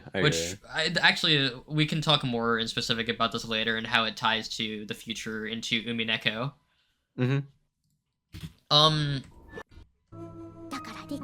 Yeah, confusing to talk about Hanyu, by the way. So we still don't really know what. Or well, what were you gonna say? Yeah. So. Yeah. This hospital bed scene, I'm just gonna say right now, I'm pretty sure this is meant to be Higurashi. Yeah. And I feel like they're just meant to say that, like, oh, after Hanyu witnessed a miracle, she just kind of dipped. Which is so weird in universe, because, like, how did the group react? Like, Yeah, like, how did they feel about Hanyu disappearing? Where did she go? Like, did she just actually disappear one day? Yeah, like, to become this form? Yeah, like, I really don't know what to make of it. And plus, like, also at the same time, like, I kind of want Hanyu to be someone who continues joining in afterwards and realizing that she is the missing piece and not leaving right after it all ends. But I mean, that's not a fault of GouSotsu. Like, that would just also be something that Ryukishi considered in Higurashi, because once again, this does happen in Higurashi. Yeah. As far as these first two episodes go, there is so much padding. Yeah, they feel for the most part, they feel useless. Yeah, like, we don't have to watch these all over again. They're the exact same scenes, copy and pasted. Just add some Satsuko. We don't need to see them.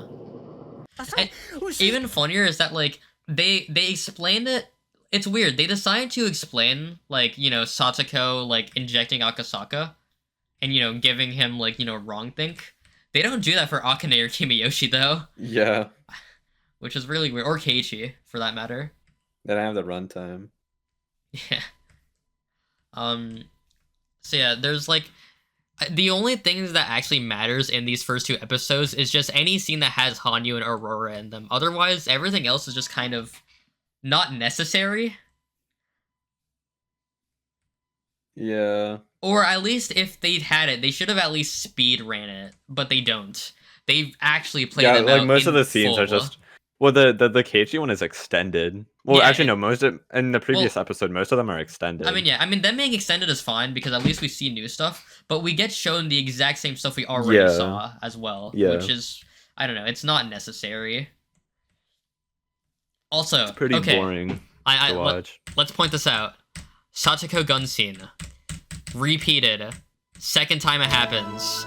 Alright, let's go to the next episode. Satoko gun scene. Repeated. The third time it happens. Except now she actually fires it. I mean, that shot is sick. It's sick, but I think, like, I feel like them doing this twice in a row is pointless. This should have been the ending of the previous episode. Definitely. Like, they don't need to drag out more time. Come on, Sotsu's 15 episodes, and you really had to make most of it repeated scenes. It's crazy that that Nekodamashi is like this is a cliffhanger like 4 arcs ago. Yeah, I know. It's the like dramatic weight of this no longer like has any tension to it. Like it would be much cooler if this was like immediately after Nekodamashi. Like it feels like such I don't know, it's so weird. Like yeah, like we can talk more about this when we talk about how we would restructure this actually. Yeah. But yeah. Oh, this part is really cool. Yeah. I like symbolically showing them like they're jumping between environments. Like this isn't actually happening. They're not like in my head. They're not really going fragment by fragment, environment by environment. This is just a symbolic representation of the fact that they're loopers and they've experienced so much, and like this is their fight as higher beings in a way.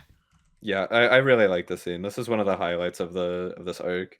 This is also when GouSotsu turns very umineko, but I will say I'm not against that. Yeah. Also, there's a really sick shot here. Is there? Or it's the like the still frame. I think it's here. Wait, no. I don't remember when it happened. Yeah. Yeah, that's a good one. Yeah, I really like this. And also, I just want to say, this parallels to Tsumi Horoboshi. I am so happy they did this. Yeah, it's like fun. I feel like of all of the things of Higurashi to make a parallel to between Rika versus Satoko, this is the one. Like it's literally it's like the same thing, except that both of them think each other are stubborn. Yeah. Which actually no, same thing, because the goal in Tsumi Horoboshi between Keiichi and Rena is for one of them to convince the other. It's the same thing here. It's really nice. I like the parallel here. Okay. Anyway, yeah. This became way too ridiculous for me. Yeah. Welcome to Dragon Ball Z Higurashi edition. Like, dude, why did they do this? This is way too shonen. This is way too shonen. Like, yeah,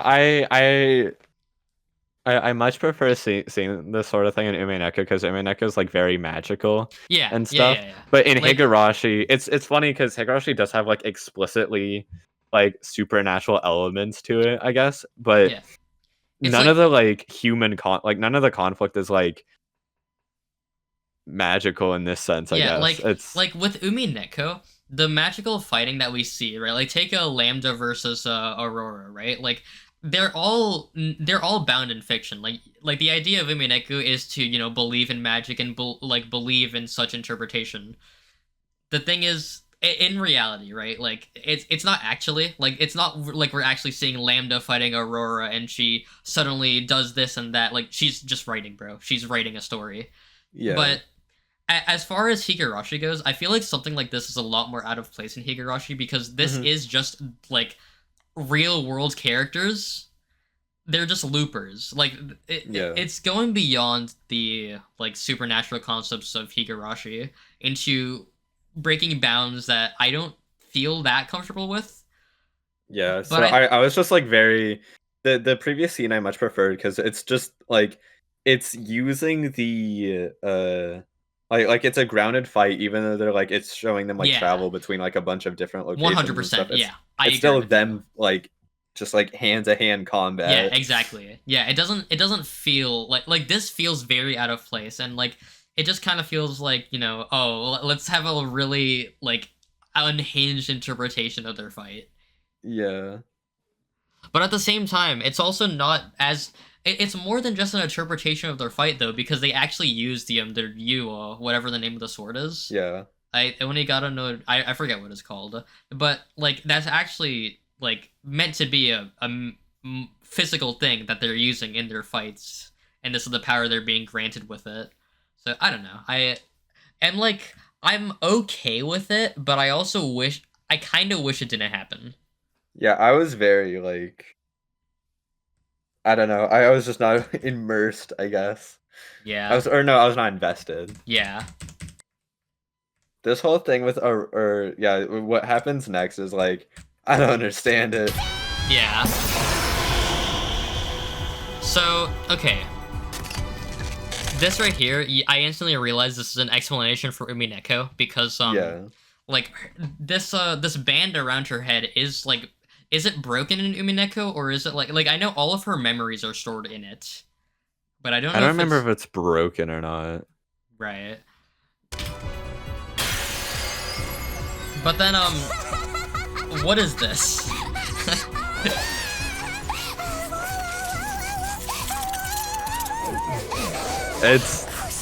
I'm so confused. It's so dumb. I am so confused. Who is this character?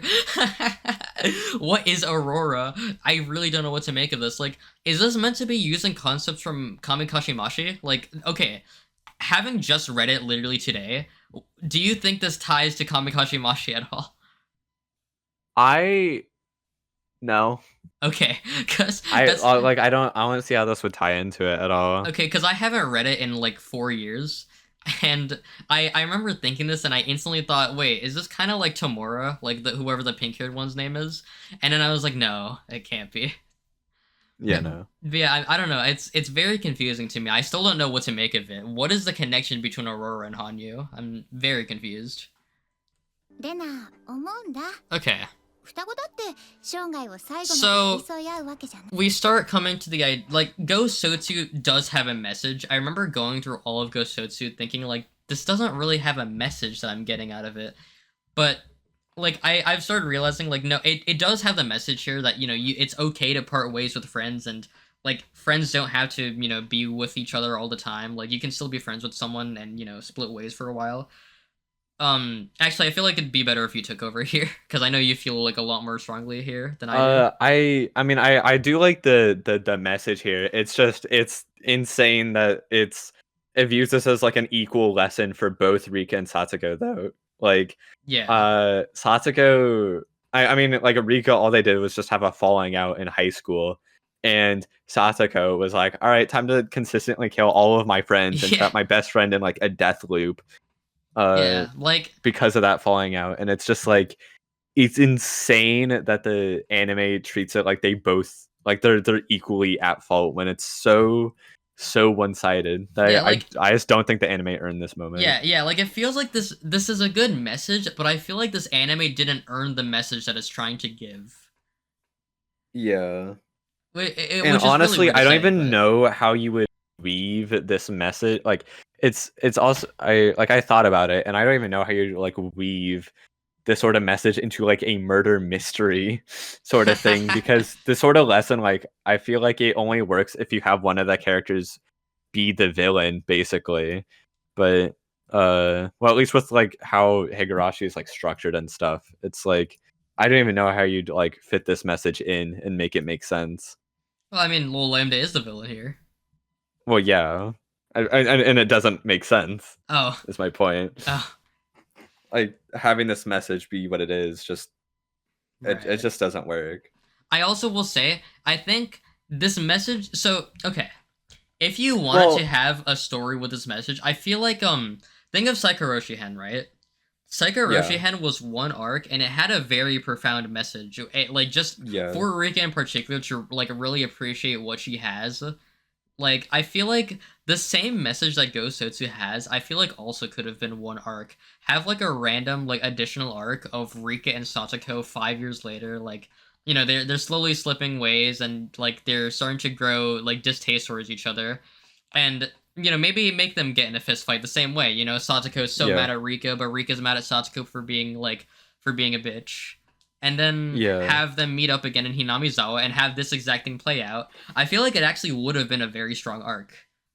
Yeah, if the story was much more down to earth, then I think it could work. And I will say that this message works if you think of them as Burn and Lambda. Yeah, Like 100%. this message works way more for them specifically. Yeah, like Burn and Lambda as far as Umineko is concerned, as opposed to Yeah. Burn and Lambda with Lambda being Satoko after 100 years. Like the relationship we're implying here is very specifically like Rika and Satoko as loopers, but I know what you're trying to say. You're talking about like after all this has passed, Burn and Lambda. Yeah. Yeah.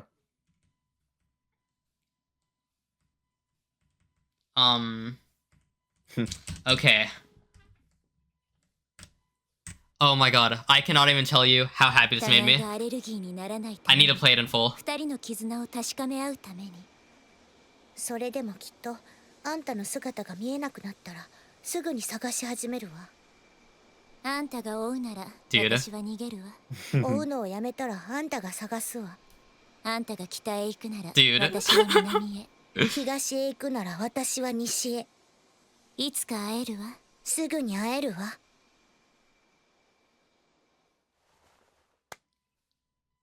また何かの泣く頃に。 That translation I disagree with. It's we will meet again when something else cries. The line in Umineko, my favorite line in all of Umineko. That's your status. It's literally my status. If I open Discord right now, I mean, I'm gonna try to show it on OBS in a very safe way, because hang on. Yeah. We will meet again when something else cries. Now. You know what? You can talk about this. I also don't think the anime earned using this song. That's like such at a all. funny sentence, dude. The anime doesn't earn using you as a song. Yeah. I really like that, dude. Did not earn this moment, bro. Oh man. But yeah, episode by episode, arc by arc, I feel like that's all we have to say about GouSotsu. Well, specifically, my thoughts on this arc is that it's the first 2 episodes are like whatever, and then the last 2 are like I don't know. It's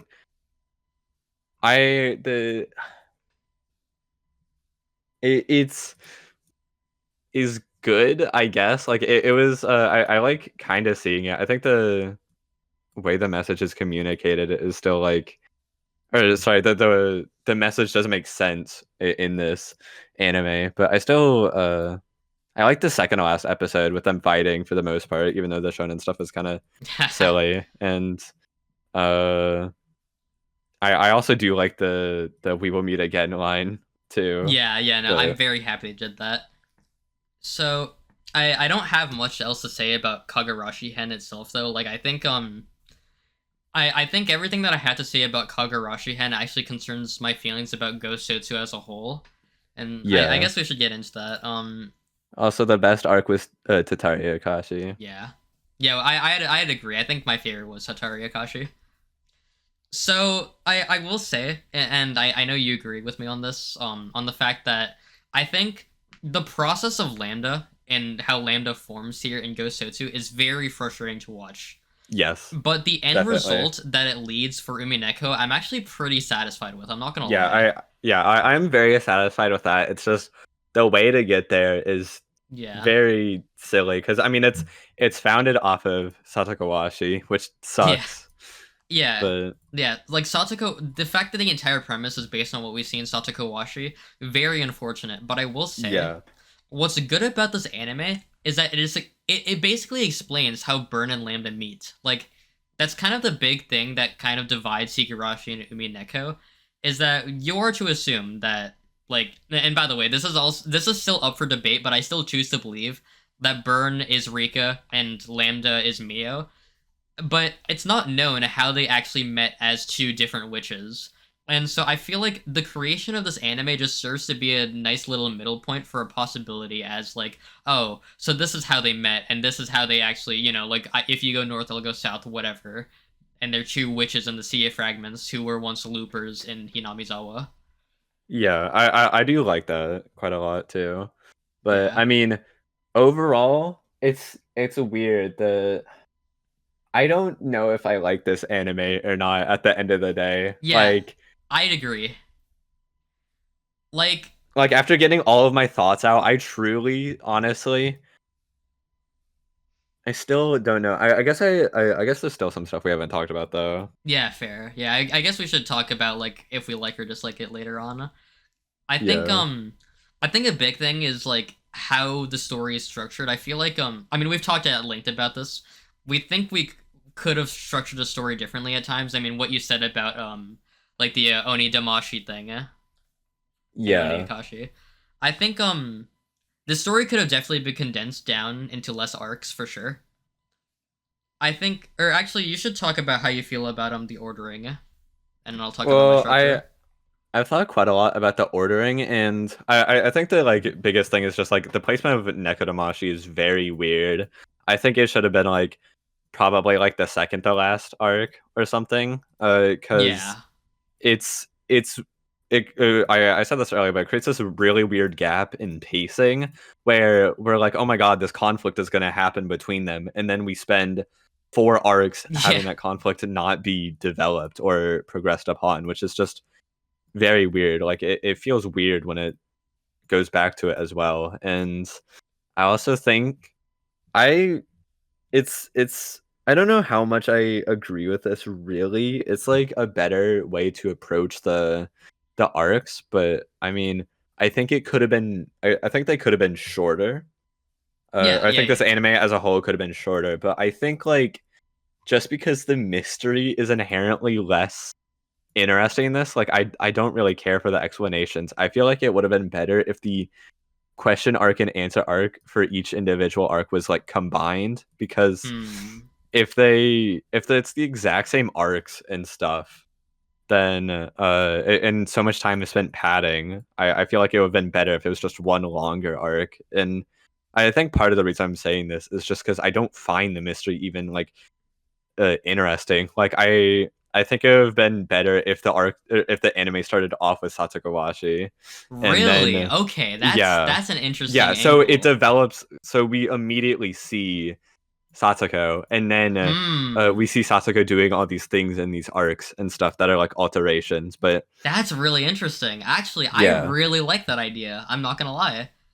I mean the issue is you can't do this with how it was Yeah, with advertised, how it was though. advertised, yeah, you definitely can't do this. Like But I it's would have preferred that. though I will say I also disagree with them even advertising it like this in the first place because I feel like this is way too for the fans to the point where like there's a lot of people who actually watched this first and I that's very dangerous.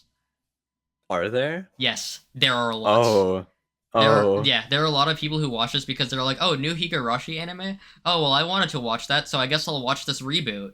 And they watched all of this. I'm not even kidding. Yeah, that is. Yeah, that's bad. Yeah, that's really bad. But I will say, I think they could still get away with how this was advertised. But I think the way I would do it is so Oni Damashi, Wata Damashi, Tatori Damashi, and then I agree have Satoko Washi, and then combine Oni Akashi, Wata Akashi, and Tatori Akashi all into one arc that's 6 episodes long. I feel like the amount of stuff that's added in each arc constitutes about that much probably because of Yeah. how much is just padding and how much is just duplicate scenes. And then have Kagurashi or well, after those 3 arcs, like all mixed into one, then have Nekodamashi and then have Kagurashi. I think that would be a Yeah. really good order to have it in while still maintaining that advertising. Yeah, I agree. Yeah. And then plus like some little things here and there, right? Like in Oni Damashi don't show the scene of Rika and Keiichi killing each other. But instead, in fact, like they honestly like swap it around and have it from Rika's perspective at the beginning, and then have the explanation show it from their perspective and show what actually happened. Stuff Yeah, like I would that. agree because I mean I do actually agree with you in there if you did it like that, because then you can have like the tragedy of Rika's plan not working, and then you Yeah. can later, when you've already experienced that tragedy, you can have the actual explanation for it, Yeah, for which what that happened. also Yeah. works. Yeah. 100%. I would really like that. Yeah. Um what else And is there to say?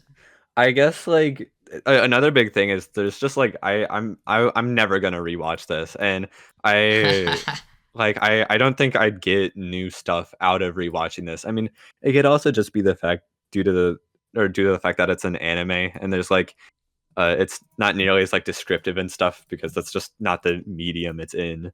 I mean, I still think that the Higurashi anime is like rewatchable more so than this. Yeah. I don't think I'd get anything new out of watching this. Meanwhile, like, I mean, I've already like reread quite a few scenes and stuff like that, and eventually I want to read them in full. And I've gotten like new things out of Higurashi and Umineko. Yeah, I mean, yeah, I would. I mean, I've read Umineko 3. Have I read it 3 times at this point? I'm pretty sure I read it 2.5. Is she? Higurashi I read twice. Other than that though, like I definitely agree. Like I think the problem with the rereadability or rewatchability of this is that I think on the grand scheme of things, the only thing that actually feels important like is Kagurashi Hen. Like Yeah. I think every arc in Higurashi that isn't Himatsubushi is rereadable as an isolated like you think of it in the wider context of Higurashi, but it's almost like every single arc is fighting for the message of like trust in your friends, like this is what happens when you don't trust in your friends, etc. Yeah. And it progresses more and more until you get into Tsumi Horoboshi, where the entire thing is, Rena, talk to us, reach out, etc. Minaguroshi, Matsuribayashi, whatever. In Umineko, I feel like you have the rereadability of like I mean they shove like like view things with love all everywhere like and plus you have Angie's journey from episode 4 onwards. You constantly see it, and you constantly see like how much she's chasing in a Sisyphean way the truth. Yeah, and then also obviously there's a whole like puzzle side aspect with the mysteries and stuff. But yeah, I feel like you don't get that importance out of GouSotsu because most of GouSotsu is just what if scenarios and this is a like villain character doing this thing to stop this person. And I feel like I don't actually get anything out of it like on a wider scale until you get to Kagurashi Hen, where you start to exercise the message between Burn and Lambda. Yeah, and also I mean another thing is just the fact that like reading Higurashi is going to be more interesting because the arcs are just more original. Like naturally. So many of the arcs are just built off of Higurashi, which is just going to automatically be less interesting. Yeah, which is unfortunate. Like I feel like GouSotsu builds off way too much off of being a continuation of Higurashi in a way that Higurashi itself isn't. Like it's not like it's like obviously every new arc in Higurashi, it's it's building off of the previous arc. But in isolation, right? Like, think of Tsumi Horoboshi, for example. As much as that requires, like, building off of, like, Onikakushi and Tatsuri Garoshi, it's just building off of some concepts from back then, and that's about it. It feels like a very isolated story otherwise. Mm-hmm. All of GouSotsu feels very much so like, oh, this is more Higurashi. Yeah. And it doesn't make it feel special as an isolated entity. Yeah, so I guess at the end of the day, do we like it? Yeah, do we like it? I don't know. I think on a scale from negative to positive, Umineko, I'm way positive. Higurashi, I'm way positive. GouSotsu, I like tip positive. Like I think like I have a net positive outlook on it. I didn't like the experience, but I liked the end result. Yeah, I feel like I have a net that matters more. Yeah, I have a net positive outlook of it, but it is full of things that I dislike. It's not that it's not just like, oh, that was good. It's the fact that it's like or it's not just like simplistically good, I guess. Like it's extremely like my emotions behind it are like very complicated. Yeah. I mean, I don't think of Higurashi or Umineko and constantly think, how could I make this better? GouSotsu is constantly, how could I make this better? Yeah, I guess like fundamentally, I think there's a lot of cool concepts in it that are executed poorly. Yeah. Yeah, no, 100%. That is how I feel too. And I also think like the entire premise of it is flawed, but I feel like the premise could have been saved. Like, okay, I still think like you didn't have to have Looper Satoko. I still feel like you could have had, or no, rather, I feel like you could have still had Looper Satoko, but not an evil Satoko. Have Satoko be someone who is endlessly in a pursuit of Rika the same way Angie is in an endless pursuit of the truth. Yeah. And I think have that happen over and over again until she eventually is able to realize at some point that this is futile, she shouldn't keep trying this. And, you know, have Rena have her moment. Like, friends don't have to be with each other. Have a fight between Satoko and Rika. I feel like all of that could have worked out, and we could have had a very nice, like, conclusion of them learning, you know, they can part ways comfortably. Satoko doesn't have to go to St. Lucia's with her. But once again, I mean, I feel like very much so the purpose of this was to add an explanation as to how Burn and Lambda meet. So I get what he's going for, but it's really infuriating the process we had to go through in order to force Satoko as evil. I mean, dude, you could honestly, if the purpose was to make it so you have an explanation as to how Burn met Lambda, why not have that be with Mio instead of Satoko then? You know what I mean? Yeah, I mean, can you imagine Looper Mio? Oh my god, imagine flipping everything entirely where Mio is like experiencing Matsuri Bayashi over and over again. Dude. That would be a crazy story. Can you imagine that, dude? Yeah. And like, you know, she brings Rika back and, you know, she is the villain. And obviously, like, she has all these resources available. And, you know, Burn really hates Lambda Delta. Like, I mean, I guess, you know, in order to have the friendship dynamic they have instead of raw hatred, they had to make it Satoko, but I don't know, dude. I feel like they could have, Rikishi could have made it work. I trust him. Yeah. I trusted him. Yeah. I feel like at the end of the day, you know what the ultimate lesson of GouSotsu is? He can miss. True. He can miss. Yeah. Alright. I feel like that's all of the thoughts that I had to say about GouSotsu. I agree. I definitely feel way better just getting all of that out there. I needed to just air this out. Yeah, same. I feel like I can leave this video, like, just... I don't think I'm going to think about GouSotsu again for a while after this. I feel like I've gotten every thought I've had out of my head, and I feel like the next time I think about GouSotsu is... After we read Kikonia, we're gonna watch the best video for sure. We have to. Yeah, definitely. I really want to see what she had to say about it because I'm very interested in her perspective. Yeah, well, thank you for watching this very long yap video. I hope you got something out of it. Thanks for watching. Thanks for watching.